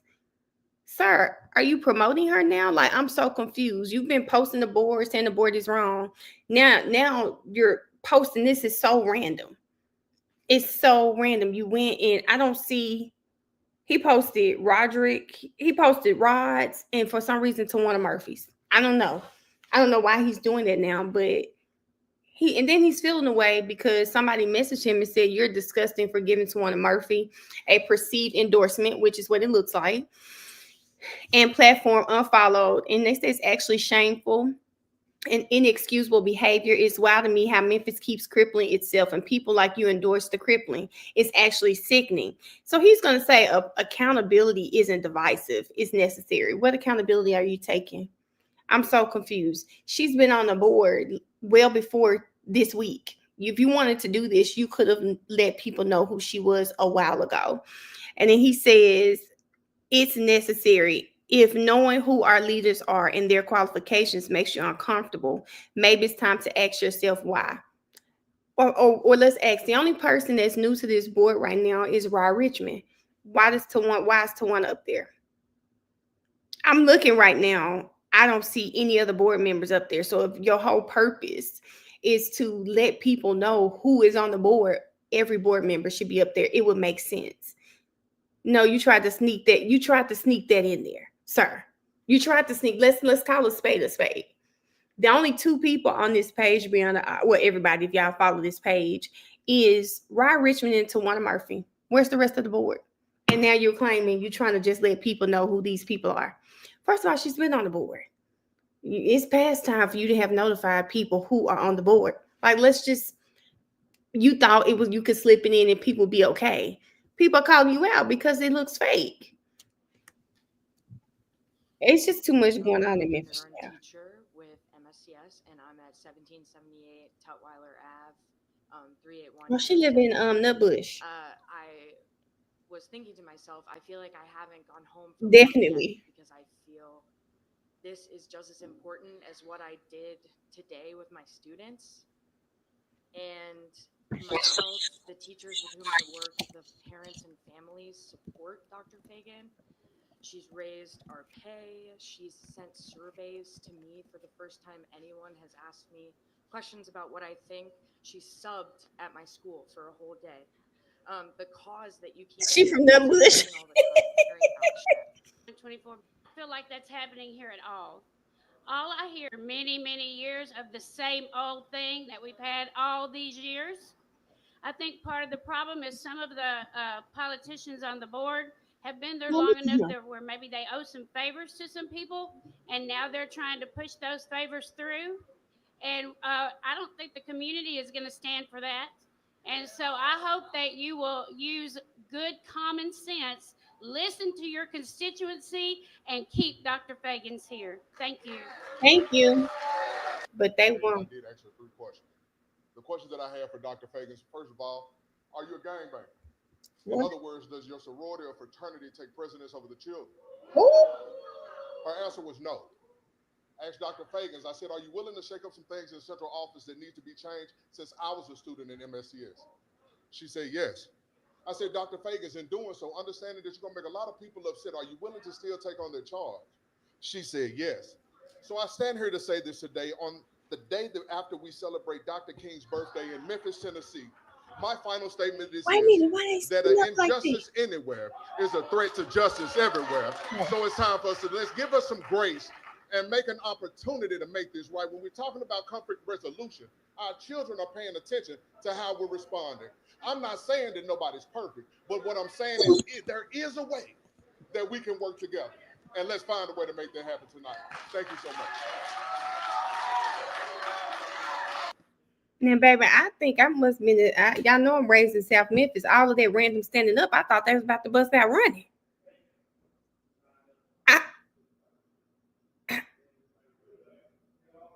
I think he meant the holiday, Briana. Child, baby, they stood up. I said, y'all, did y'all hear me? Wait a minute, what's going on? They were just in agreement with him. Traumatized. I thought something was popping off in the bill. I'm going to get it together.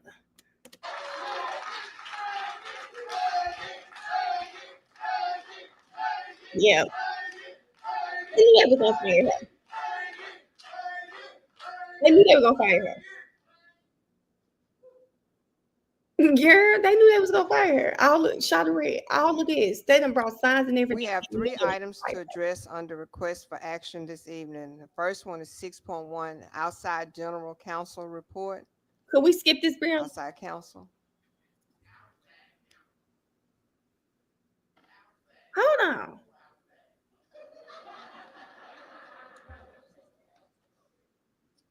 Oh, okay. Don't skip. Is this the lawyer? They said outside counsel. Pull your mic up a little bit. Okay, Brianna. several weeks ago, my law firm was engaged to perform an essential function. And that function was to ascertain the facts. The facts. Because there was in this community a disbelief of the facts. And that is what we endeavored to do. With respect to the termination resolution, was it based on fact? People are entitled to their own opinions, but they're not entitled to their own set of facts. And so that's what we did. Earlier today, Point of order, Chair, point of order. I thought we were presenting with facts and not editorializing by the board attorney. So I just want to say that for the record. He's getting to his point. There was a lot of preamble there. He's getting to his point. Attorney Spence, keep going. Keep going.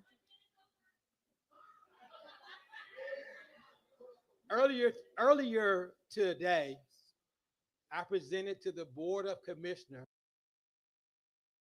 I just want to say this. I know we know the end result, but y'all remember the last board meeting we watched, Dr. Feagins came with her receipts, right? And they had to just sit there mute, didn't say anything. So they brought him to bring their so-called receipts that we'll see if we get for real. We'll see if we get the receipts for real. The facts. Y'all look at that. Are the facts. What are they? And the question that should y'all look at you all. That is most please important. Be respectful and allow him the opportunity to speak. Or the SROs, we can start clearing the room. Reveal. What do the facts reveal? Y'all look at green shirt. With respect to the 3 items set forth in the resolution, the facts are they walking out on him? Irrefutably reveal that they are all true. What's true? They are all true. It is a fact that Dr. Feagins misled the board with respect to the allegation that employees of this district misuse overtime to the tune of $1 million. That is not true. And point of order. Point of order. Let him speak. The executive summary would be read into the record. And this is editorializing, and the tone of your voice is this is a as if it's a trial. Y'all, before she walk out, let me the lady walk out real quick. Several weeks ago, and was resolution. Did I miss her? And that is let me go. I'm trying to see the lady walk out. True. And this is editorial speaking. Colleague, go ahead. I keep missing her, Briana. I just want to talk about what the children. It's time for us to do this. Board Chair, point of personal privilege. Could we take a brief recess to reset, please? Okay, hold on. Yeah, because true. This district. Okay, here we go. Misuse overtime to the tune of $1 million. That is not true. And point of order. Point of order. Let him speak. The executive summary would be read into the record. And this is editorializing, and the tone of your voice is this is a as if it's a trial. I'm embarrassed. Ain't nobody no slave. We ain't no slave in here now. He has his own tone. Where the hell a slave come from? Superintendent, excuse me. You may finish speaking. Colleagues, we will not We will not get out of order. What? Go ahead. Yeah, I'm gonna go back after we get through because I couldn't find it. I know which part y'all talking about though. Board Chair, point of personal privilege. Could we take a brief recess to reset, please? No, we can go on. We're going to keep going. People are going to be respectful. We always want to talk about what the children. It's time for us to do the adult thing. Listen. We can clear the room. Look. We can clear the. We can take the vote now and be done with it. Okay, y'all. If you were in this meeting and you didn't know what was going to happen, the minute she said that, you would have known already she was about to fire. They were going to fire Dr. Feagins. We can take the vote now and be done with it. Listen, I hope the head of the loser club, I hope they get a first. I hope they get a first. What the hell do you mean? We can take the vote now and be done with it. They already knew they walked into this meeting knowing they were going to fire this woman. We already knew this, but that just confirms it. We can clear the room. You're going to clear the room of the very people that put you in your seat.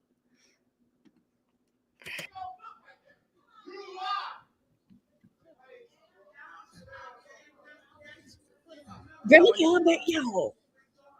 Look at her. Y'all look at Noah. It is. Oh, hold on one second. Now, Brianna, I heard that hot mic. Y'all, the lady said, clear the room. Clear the room. Clear it. Did y'all hear? Babe, who said this was better than Love and Hip Hop? Listen, Alice, too much is going on, girl. They so high and mighty. They just said clear the room of the very people that elected them to these seats. Rah, only 3 of them didn't vote. It was a 6-3 vote. You said it, Brianna. Second.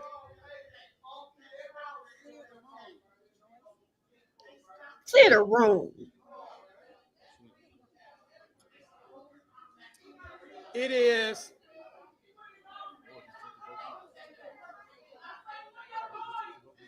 Clear the room. We're just going to clear the space and we'll finish. That's fine. That's fine. Wow. That's fine. Wow. Y'all go ahead, move them out. We can clear it out. Y'all, that right there. Maybe get them gone. It is also a fact. Let me make sure I do a TikTok on that. Get gone. In the responses that Dr. Feagin provided to this board on January 6th and January 14th, that they were untruthful with respect to the allegation she made that impugned the character and the integrity of employees of this district. Wow. It is also a fact.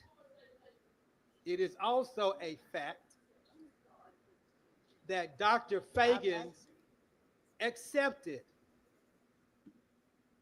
the $45,000 donation without board approval. It is a fact. And that particular fact is established by her own email dated July 21, 2024. It is further a fact that when Dr. Feagin was asked this question by this board, look at him, that she was untruthful. That is a fact. It is also a fact that when Dr. Feagins responded to this allegation, y'all look at the signs in her letter of January 6th and January 14th, that she was again untruthful. Those are facts. It is a fact that Dr. Feagins failed to encumber and obligate a federal grant for over $300,000. That is a fact. She is It with is me. also a fact that Get her out, please. We're not gonna have this.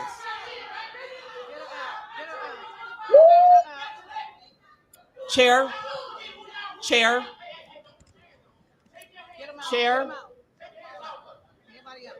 this is a public meeting, Chair. And what is happening here is this is our Point of so-called order. board hired attorney is acting Point like of order, we're in a Michelle. courtroom. You out of order. Now, I'm going to tell you, hold up. I'm going to just stop it. Y'all look at Dr. Feagins. Ain't said a word.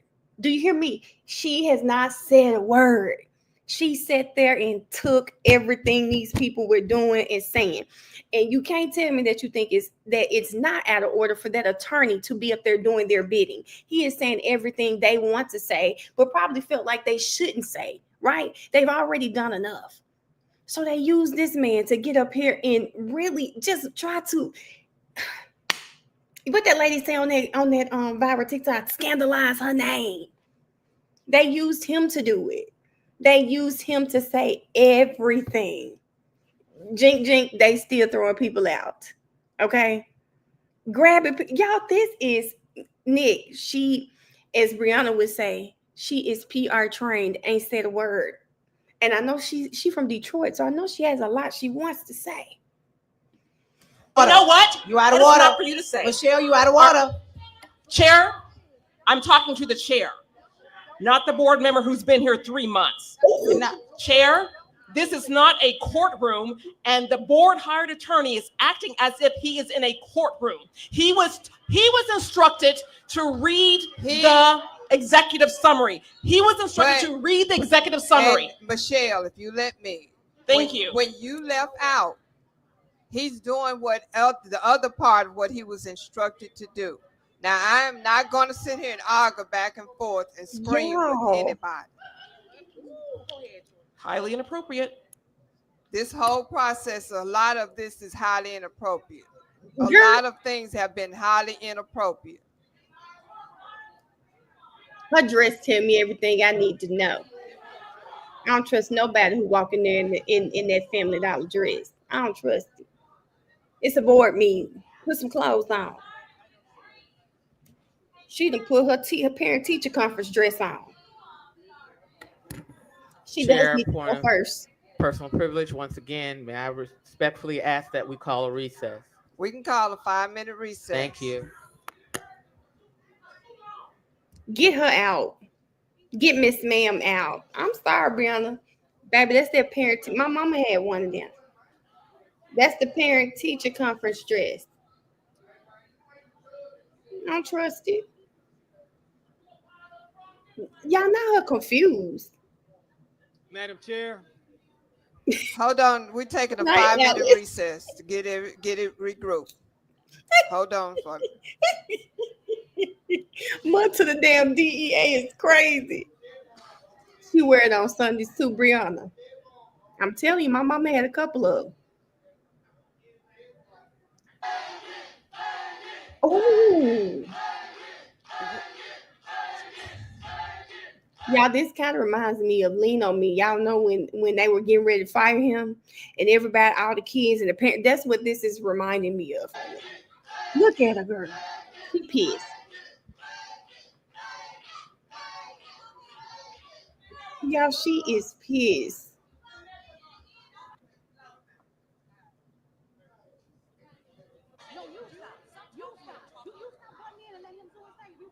What?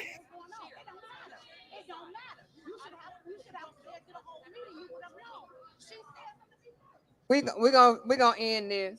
Oh.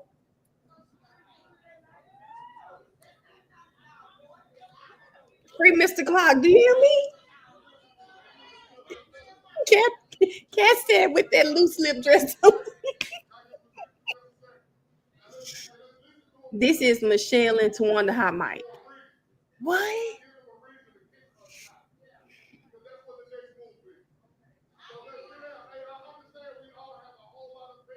Hold up, y'all.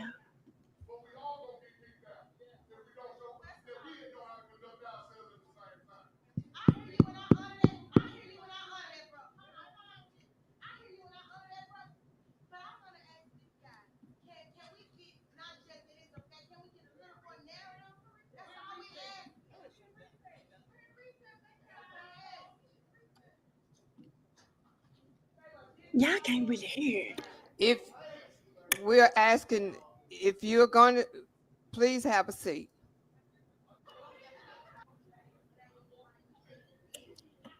Attorney Spence, you may continue. I'd like to move to adjourn the meeting. Attorney Madam Spence, Chair. you may continue. Y'all not the head of the loser club acting like she doesn't hear her saying she'd like to adjourn the meeting. She's just gonna act like she's not talking. Girl, get them out of there. They too ignorant to hold office. Too ignorant. Established that with respect to the 3 allegations that appear in the termination resolution, that Dr. Feagins violated her employment Hold on, y'all. contract. Time out. She said we got to. I didn't hear you arguing, Brianna. Hold up, y'all. We're going to go back. Brianna said that the board members are going to be arguing. Well, look at that dress. Done pissed me off.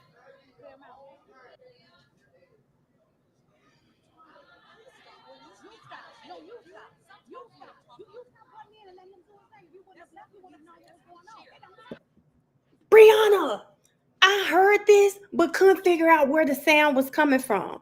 Let me use my mouse and point to y'all where the sound's coming from. I said, who going back and forth? I thought it was people in the audience. No, y'all, it is these 2 board members up here. And I'm going to rewind it because, baby, they all in each other's face. It's these 2. It's her and her.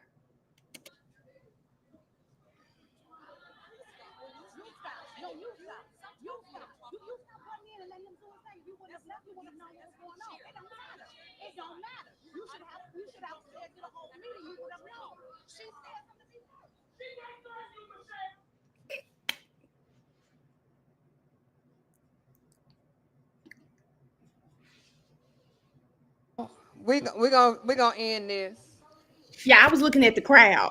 I was like, dang, who in the crowd arguing? I wasn't looking up.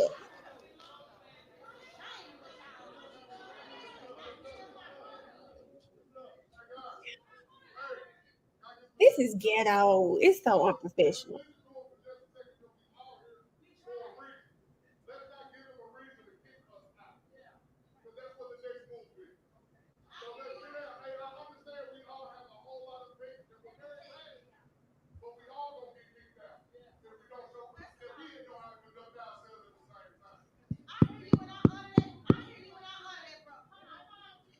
I hear you and I honor that, brother.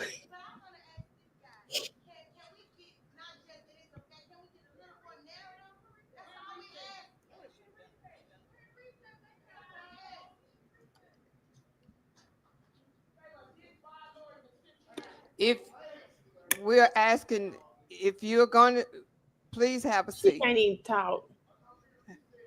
Have a seat, please.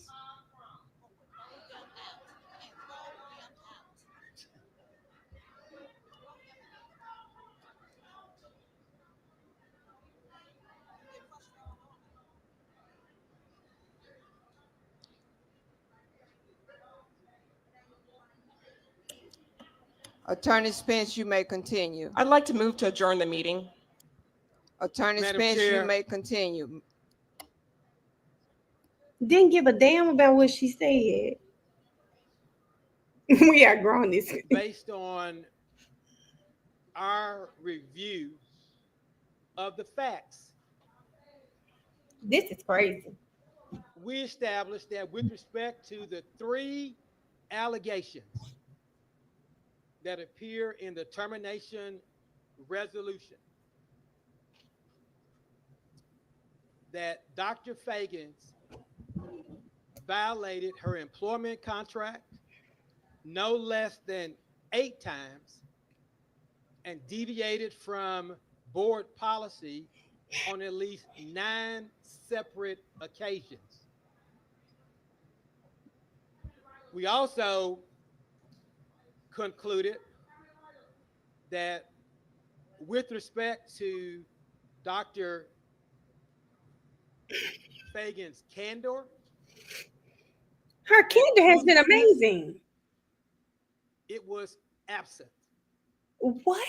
Dr. Feagins, in responding to the allegations in the termination resolution exhibited a pattern of untruthful statements.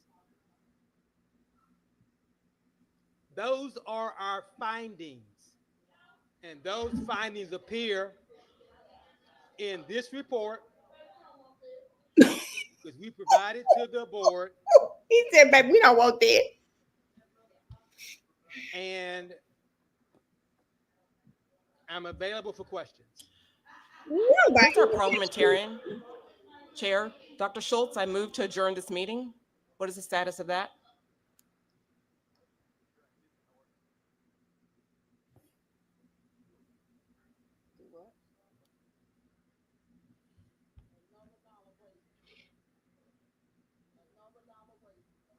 They want to adjourn the meeting. You know they're not doing it. They're trying to get her gone. Okay, Briana. Chair, Dr. Schultz, I will suspend that. I wanted to end this, but it is now that you have ended his report, I recall my suspension of the meeting. You lied. What? Commissioner McKinney.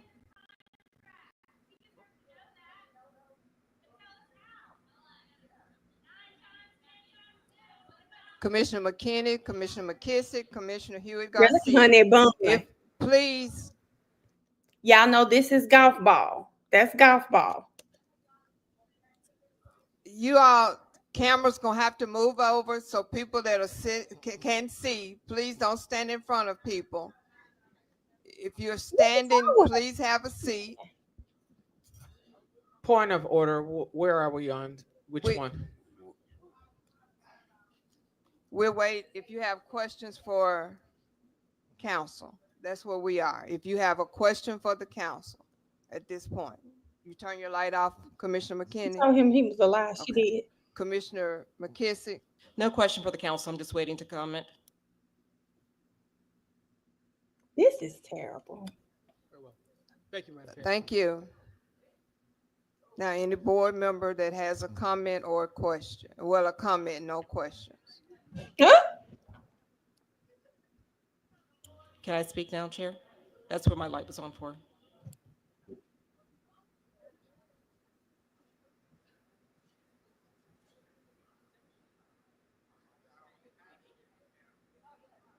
Yes, I'd like to speak on the report. Okay, you're up. Thank you. And just officially for the record, just want to share what I think of this report. I know that's right. This report was handed to the board, or at least to some members of the board, just barely an hour before our meetings began. A report that's as thick as a phone book, for those who remember that. And there's no way for me to review all of that copy in that time. But what I can tell you of those policy violations, whatever rules or that supposedly were broken, 9 policies, I believe it was mentioned. There are 200 policies. Come on, girl. So 9 out of 200 is what we're talking about here. And to address the other allegations brought forth, we keep talking about a $45,000 check. $45,000 out of $1.8 billion. And it's not like it was deposited into her personal account. Just as there was an error earlier this evening regarding enrollment numbers, a clerical error. That's what we're talking about here. Mm-hmm. So the violations, and we keep talking about like the board. No, it is not the entire board. The communication has been wide open for as much as I can recall. I'm addressing the points that were brought up throughout this so-called report. Oh, come on, Michelle. I messed with you. Board members across the state are looking at this. We are grasping at straws here. No one is infallible. You've heard the community speak about no one expects the superintendent to be perfect. Nobody is perfect. This board in and of itself may very well have violated policies and state laws, namely the Sunshine Law. Also, in terms of violating policies, there are some members of this board who've come in and haven't even had their new board member orientation mandated by the state. That happens next week. He got the nerve So to fire to some. come onto the board and make allegations, and you yourself don't have all the aptitude to really do this job, no matter how much expertise you may think you bring. There is much to always learn that only time can give, but certainly, bare minimum, the board member orientation. They firing somebody and don't even know they whole This job? community has been through emotional trauma over the last month plus. 100 years, friend. Hundreds of years. I will continue my comments. Please give me a warning when I have my remaining time, Dr. Schultz. Thank you. Thank you. Ooh. Brianna says she my baby, my baby district. I move to the previous question.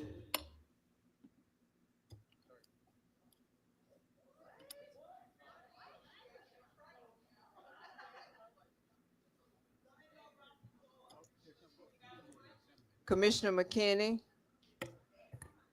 I would like to suggest that the board, I'd like to make a motion to make this a transparent report and to post it so that the community can see the full report.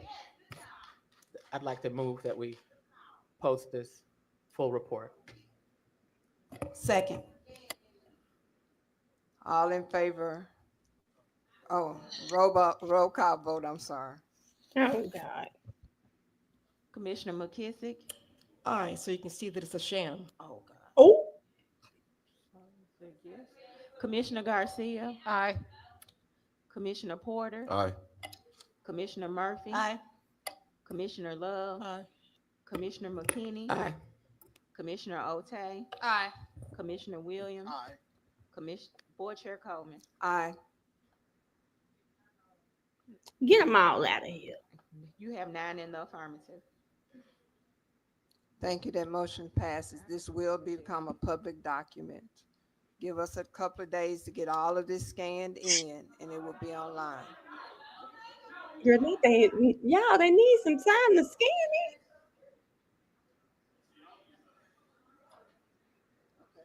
I'm sorry, baby. The rest of their tenure won't be good. No one likes them.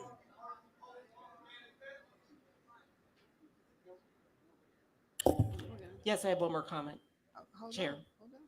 Ooh. Okay. Commissioner McKissick, I'm sorry. Thank you, Chair. Regarding this report and uploading it and letting the public see it within the next few days, that is emblematic of this entire process. It has been completely off. It will be a moot point in a few days if a vote's taken tonight. So I just want to say that for the record. True.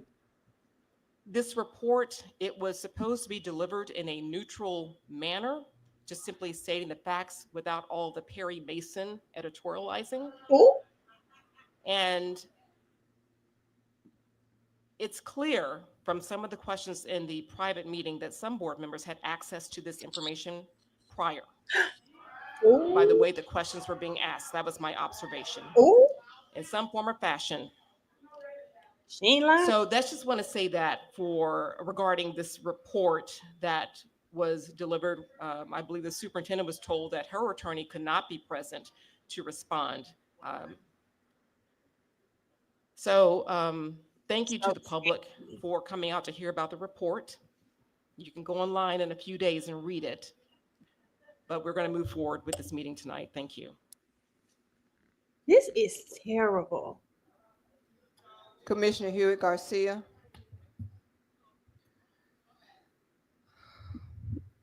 Don't be nervous, boo. Thank you for Board Member McKissick articulating what I meant by my sign. What we expected was reading the executive summary, and I've been, I think of as counsel in general, any counsel, to be fairly presenting fact, there was a clear point of view. I feel embarrassed. I feel embarrassed to sit up here.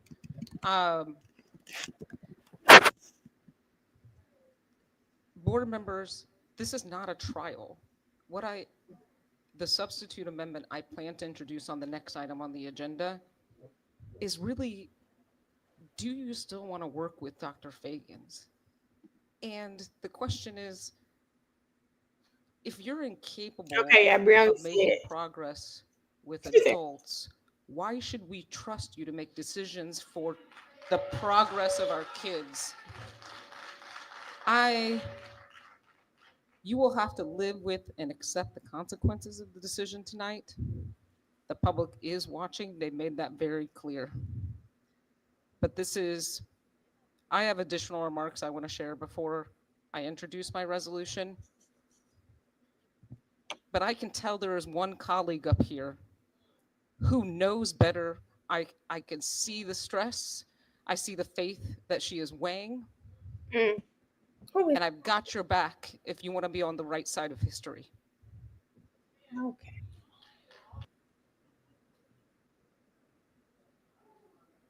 I don't trust her, y'all. I don't trust her. That dress alone.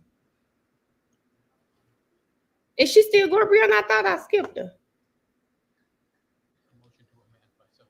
Okay.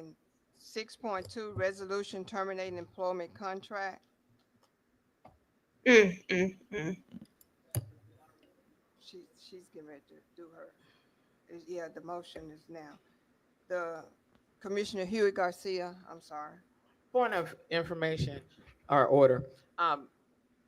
Is it already on the floor? Is the motion for the resolution terminating employment contract already on the floor? It is on the floor, so it's been.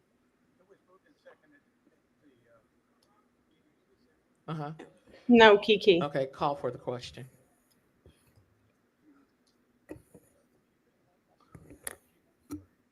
She finna read that resolution. Okay. I remain steadfast in my position. We all this to turn search process and during a time of she's just giving what she thinks it is. Resolution. Superintendent Dr. A board plan for. Okay.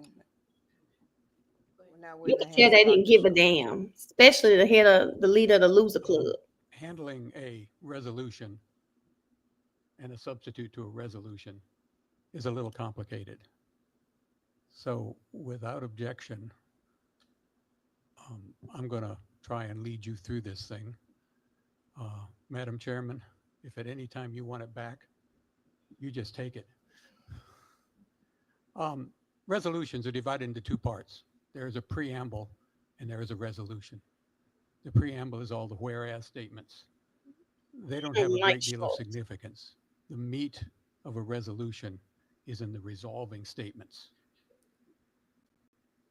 The way this process works in the amending is we try to perfect the two documents.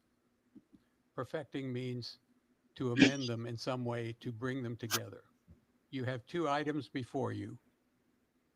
They are quite different. Briana, is he talking about Garcia's resolution? Because clearly they didn't give a damn about the resolution. He knew they didn't give a damn about the resolution. They already knew what they were going to do. They already knew. I want to make sure before I go ahead. This is just voting on the board wants to move forward with the resolution or some version. Okay. So we know they didn't want to.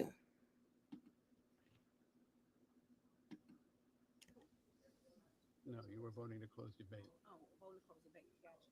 Repeat that again. Vote yes. This is the question before you is on the amendment. The motion is to amend by substitution. Vote yes if you would like the substitute amendment as the yes. Vote, but you would like to have the secretary come around again and add. Commissioner McKinney, No. Commissioner Otay, Pass. Commissioner Is open for debate. Call for the question. Yes, moving the previous question again, it will require a second and a 2/3 vote to stop debate and vote immediately. Chair. Okay, yeah, Brianna telling me what's going on here. Board Chair Coleman. Yes. You have 6 in the affirmative and 3 nays. Oh, hold Commissioner up. Porter. Roll call vote, please. Vote immediately. Vote no if you would like more debate on this issue. Yeah, okay, I thought so. Roll call vote, please. Commissioner McKissick. No. Commissioner Garcia. No. Commissioner Porter. No. Commissioner Murphy. Yes. Commissioner Love. Yes. Commissioner McKinney. Yes. Commissioner Otay. Yes. Commissioner Williams. Board Chair Coleman. Yes. You have 6 in the affirmative and 3 nays. There That being- motion. Yeah, there being 3 in the negative and 6 in the affirmative, it does reach the 2/3 threshold, and debate is closed, and you will be voting immediately on the resolution terminating the employment contract. Yeah. Voting yes on this means you are in support of the resolution terminating the employment contract. She just Voting no, you are opposed to it. It will take 5 affirmative votes to adopt. Point of privilege. As the resolution chairperson, I would like to vote first, please. Can I do that? Not Miss Mel want to go first. Baby, y'all hurry up and get her out. She said she want to go first. Oh, she can't stand Feagins. I don't like either. Nothing about her makes me feel like she should be doing. Board Chair Coleman. Yes. Commissioner McKissick. No. Commissioner Garcia. No. Commissioner Porter. No. Commissioner Murphy. Yes. Commissioner Love. Yes. Commissioner McKinney. Yes. Commissioner Otay. Pass. Pass. Commissioner Williams.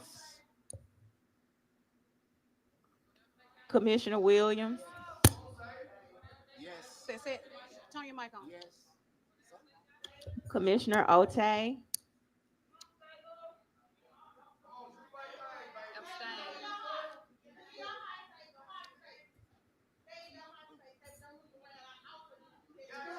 Yes. No, I'm sorry. What? Is she yes or no? I know it's That motion passes. This meeting is a. Look how she's trying to get the meeting over, y'all. Okay. Commissioner Otay, would you repeat your vote?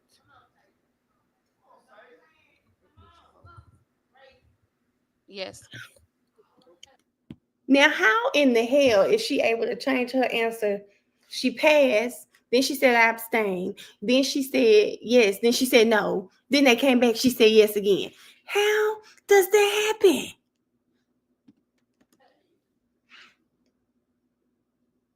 Get Otay out. She can't even be trusted. 3 nays.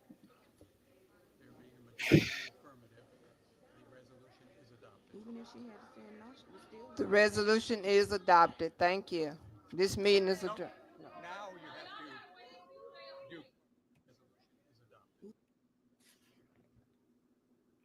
Hold on, y'all. Have 3 nays.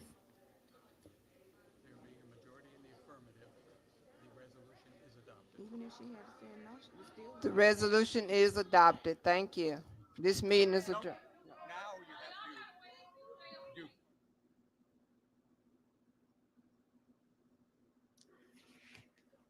Baby, let me tell you something. Joyce Coleman will be the first name in my lawsuit. Miss, I want to go first. Baby, you will be the first name. And when I tell you, if I were in her district, baby, every damn day I'd have somebody posting on Facebook about her. You would not get that seat again. Y'all think they cut it off. They did cut it off. They did cut it off. Wow. Hold on, but I do have something for y'all. Hold up. I'm not even gonna do it, but y'all go play what's the name of that song? Kiss the Cat.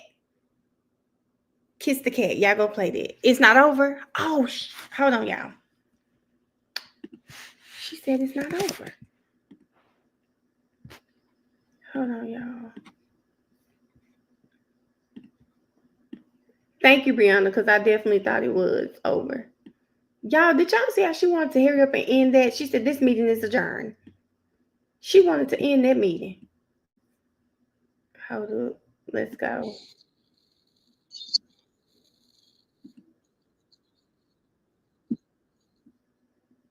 Okay. Okay, y'all. All right. My bad, y'all. I thought it was over. Hold on. There's more. And when I just saw they yelling at each other again.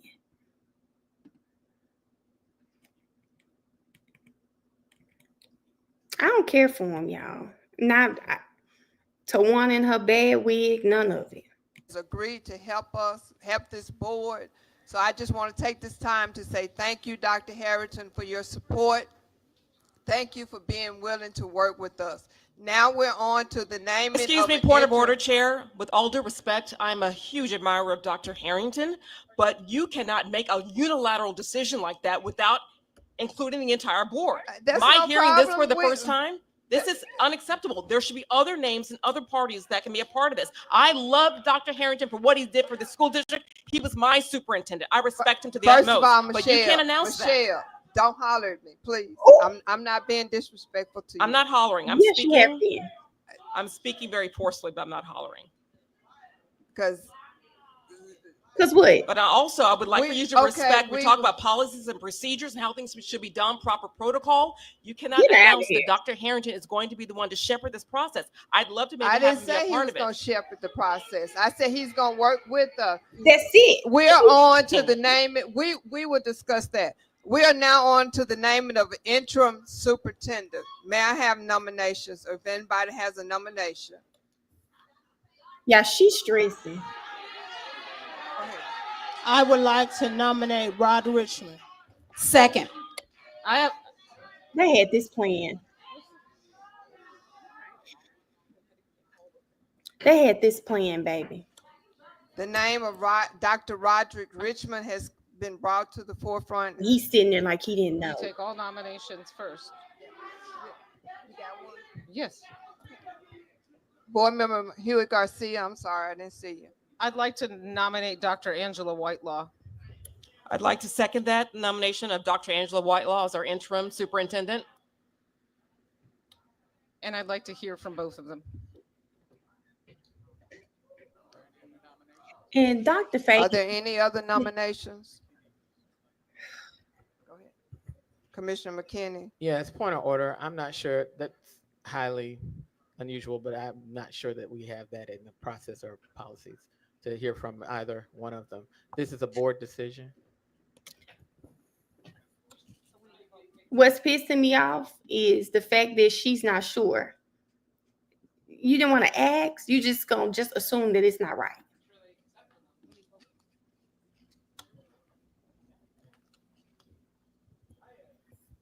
Hold on, y'all. Point of order. So we're asking Mr. Rod Richmond and Angela Whitelaw, do you accept?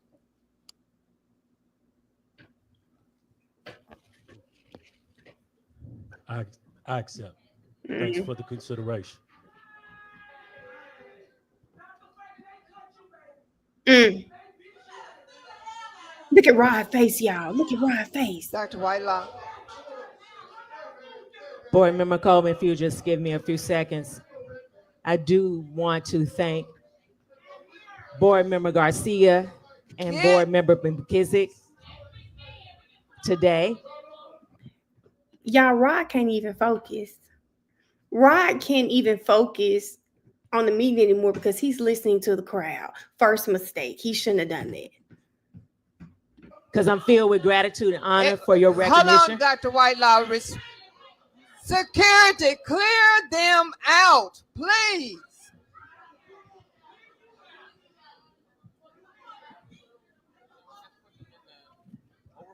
Yeah, this is crazy.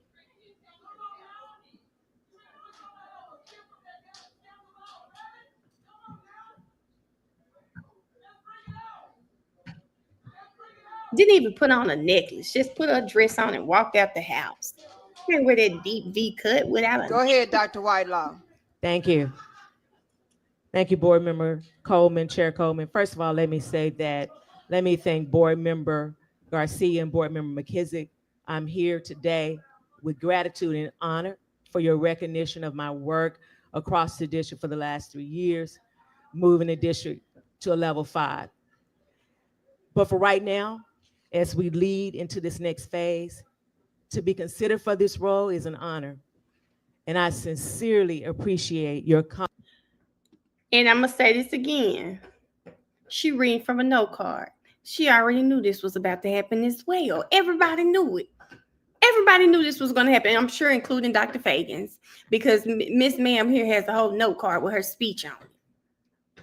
Confidence in my abilities and where I stand. While I am pleased to have been recognized tonight, I also recognize this is not a time for division. We cannot, as a district, we cannot, as a community. So therefore, I've made this difficult decision. While my goal is to be superintendent, my decision tonight is to withdraw my name from consideration because I am prepared to align with and support the individual board who ultimately selects to lead our district. I remain committed to the success of Memphis Shelby County Schools and will continue to dedicate my efforts to serving our students and the community. So I will follow and serve, but thank you. Yo, look at Rod, y'all. Look at Rod. They got the right one. I recommend that Dr. Roderick Richmond is the interim superintendent of Memphis Shelby County Schools. And no other nominations. Roll call vote, please. It will require 5 votes to approve.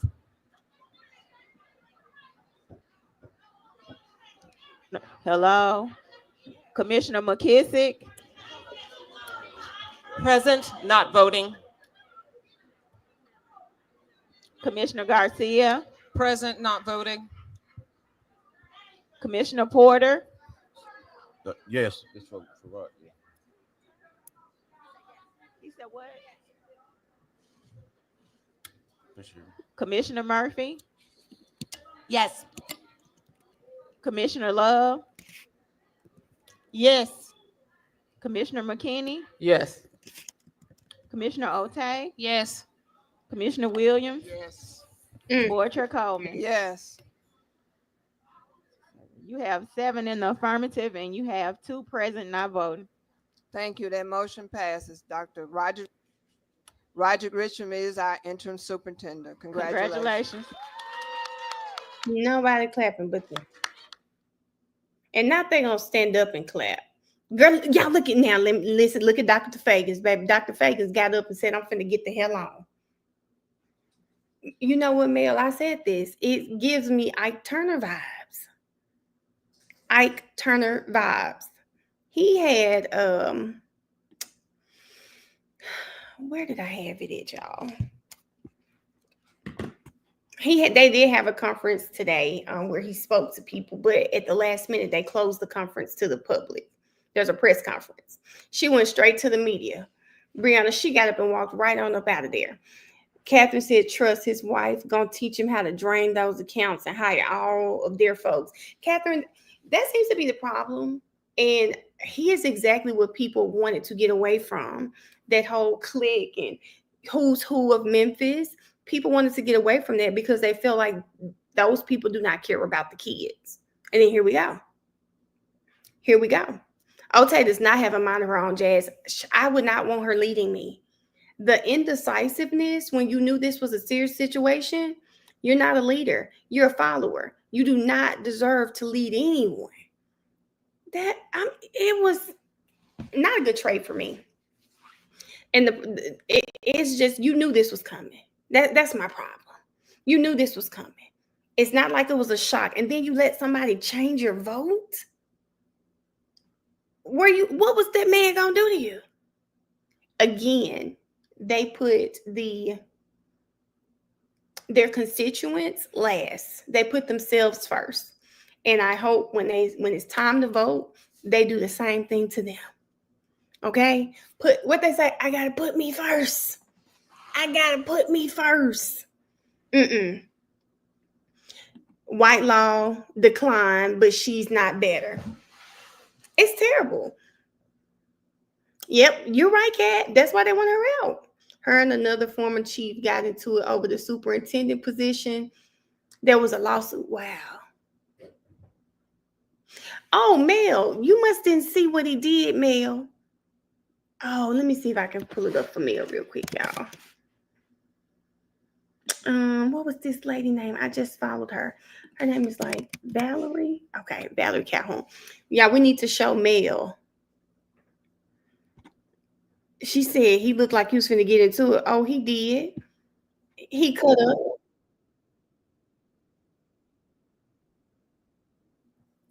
Hold on, let me show you what we were looking at, Mel.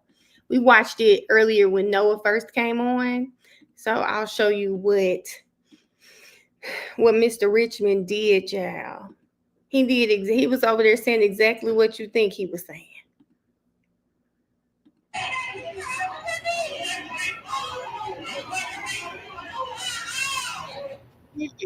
And felt it reached fever pitch. I'm sorry.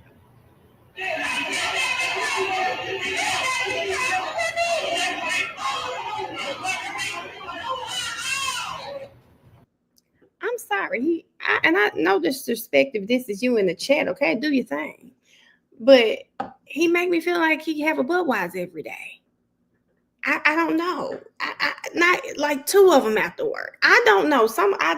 I don't know Mr. Richmond. I don't know Mr. Richmond. I just wish he didn't do that. None of it went together. None of it went together. I think he made a very bad first impression for those of us who we're just meeting him. I didn't like it. Jink, that's what it's giving. Do you hear me? That's what it's giving. An old school spinner, shot of red eye, that's what it's giving to me. And I don't know how to feel. I don't know how to feel about that. Y'all know we got Briana, we've got Noah, that, when we are going to be keeping up with the board meetings and try to, see what's going on. I'm going to try to get to Commissioner McKissick. I think it was her name. I'll try to get to her. See, I don't know. I'm going to try to see if I can work something out. But yes, y'all, they fired Dr. Feagins. I was really sad to see that. I knew it was coming, though. As soon as Briana told me they had a special meeting, I said they're about to fire her. Like he rolled his own cigarettes. Yes, Tasha, you get what I'm saying? I'm sorry. I don't think he's opposed to smacking anybody either. He probably had to use restraint at that meeting to get from behind that table. No, so I don't know. She said Stephanie Love and I have bumped heads before during the Tresvant scandal. Briana said, I said he from Fraser. And Briana, I just believe he gonna do everything we think he was going to do. Which is not good. It's not good. I wish she would have. I don't know. I just wish she wouldn't have done that. It's a very bad first impression, but I'm definitely gonna be keeping my eye out to see what he does in the future. I don't know. I really hope, I don't know. I don't know what to think, y'all. I don't even know how this works. I don't know how this works, but I just hate that it happened. I hate that it happened. Terrible. She said, looking like Joe Frazier. Did he have sideburns? Hold up. And felt it reached fever pitch.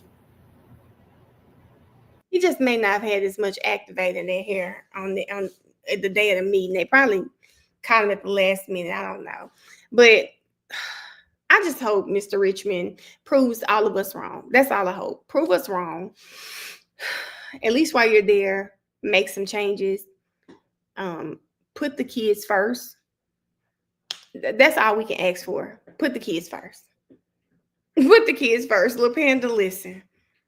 Because that first picture doesn't look like, well, we look at his face.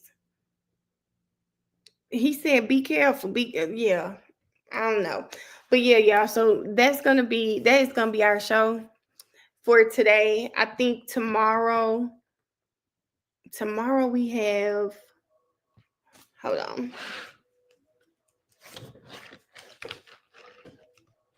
Hold up. I can see we can either start ASAP.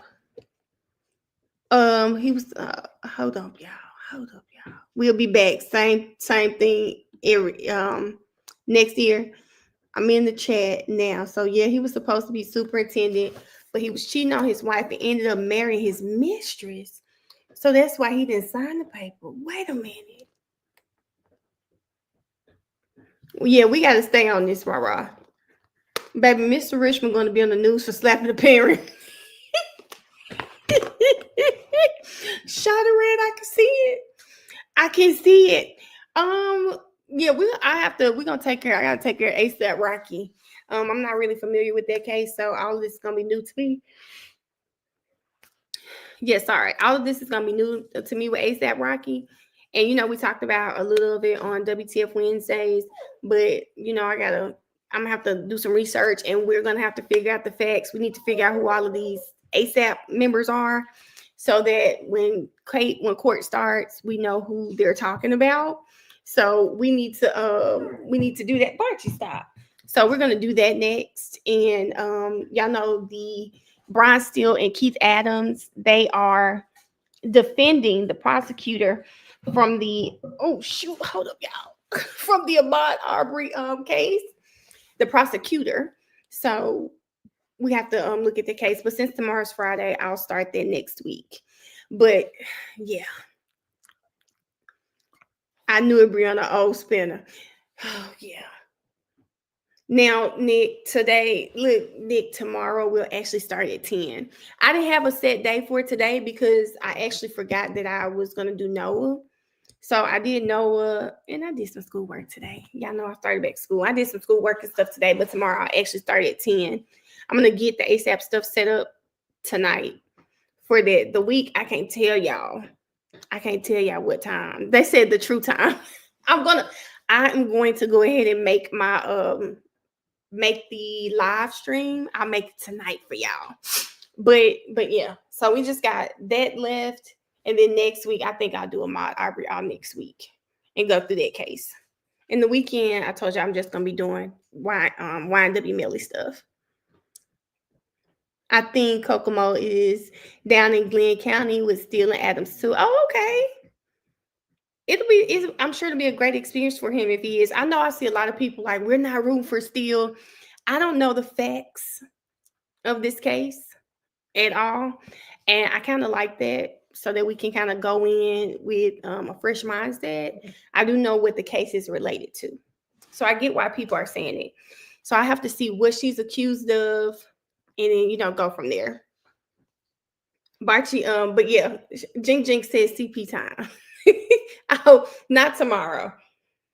I'm hoping, and I don't know if it's going to be a long stream, so I'm sure we'll find something else to do, because how long can it be for us to go over what ASAP has going on? Oh, I know what we'll do tomorrow. That'll make it longer.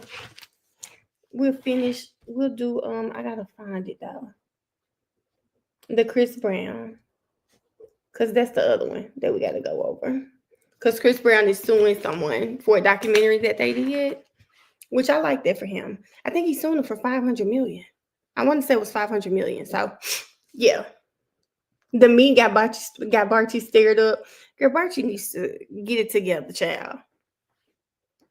They said, Nick, Barchi gonna probably go out at 8. I'm gonna take her at 8 tomorrow. And won't wait till the last minute to take her outside. But yes, so that's what we'll do tomorrow. We'll do ASAP and Chris Brown. And I think that lawsuit, I'm sure it's pretty long. So we'll go over those too. Yes, Sharonda, I think he's suing for $500 million. I wish I had I know we don't really do sports, but I saw that Warren Sapp is suing a police department for $50 million for falsely arresting him when he was out of town or something. So yeah. for how a case was handled. Blake, I don't really know the facts of the case, so I'm really interested to see how she ended up being sued. I don't know why she's being sued. I don't know what she's accused of. I don't even think I know what she looks like. So that'll be interesting for us to kind of see what happened, get some background on the initial case, what happened in that case, and how we got to where we are. I don't know. No. Kathy Russin did say they're going to live stream it, so it will be something we'll be able to watch from start to finish too. So we'll be able to see, we'll be able to actually follow this case just like the jury, and I like that. That way we can see how we feel about the information that's being presented from both sides. Yes, I don't know. I think he played for the 49ers. Let's see. Don't make me lie. I know he's a Hall of Famer. I know he played for, no, I think he just liked that team. Let's see. He played for Miami. I knew that. And he played, they say 9 seasons at the Oakland Raiders in Tampa. I thought he played for the Buccaneers because he's like from there. He's from the area, I believe. Tampa Bay Buccaneers, yeah. But yeah, he's suing for like $50 million. And I saw that could be something else. I saw there's actually a video of what happened. Of what happened to him when he was arrested. I saw it on Twitter the other day. I think I saved it for y'all too. Nowhere. Okay, there you go. But I'll get it.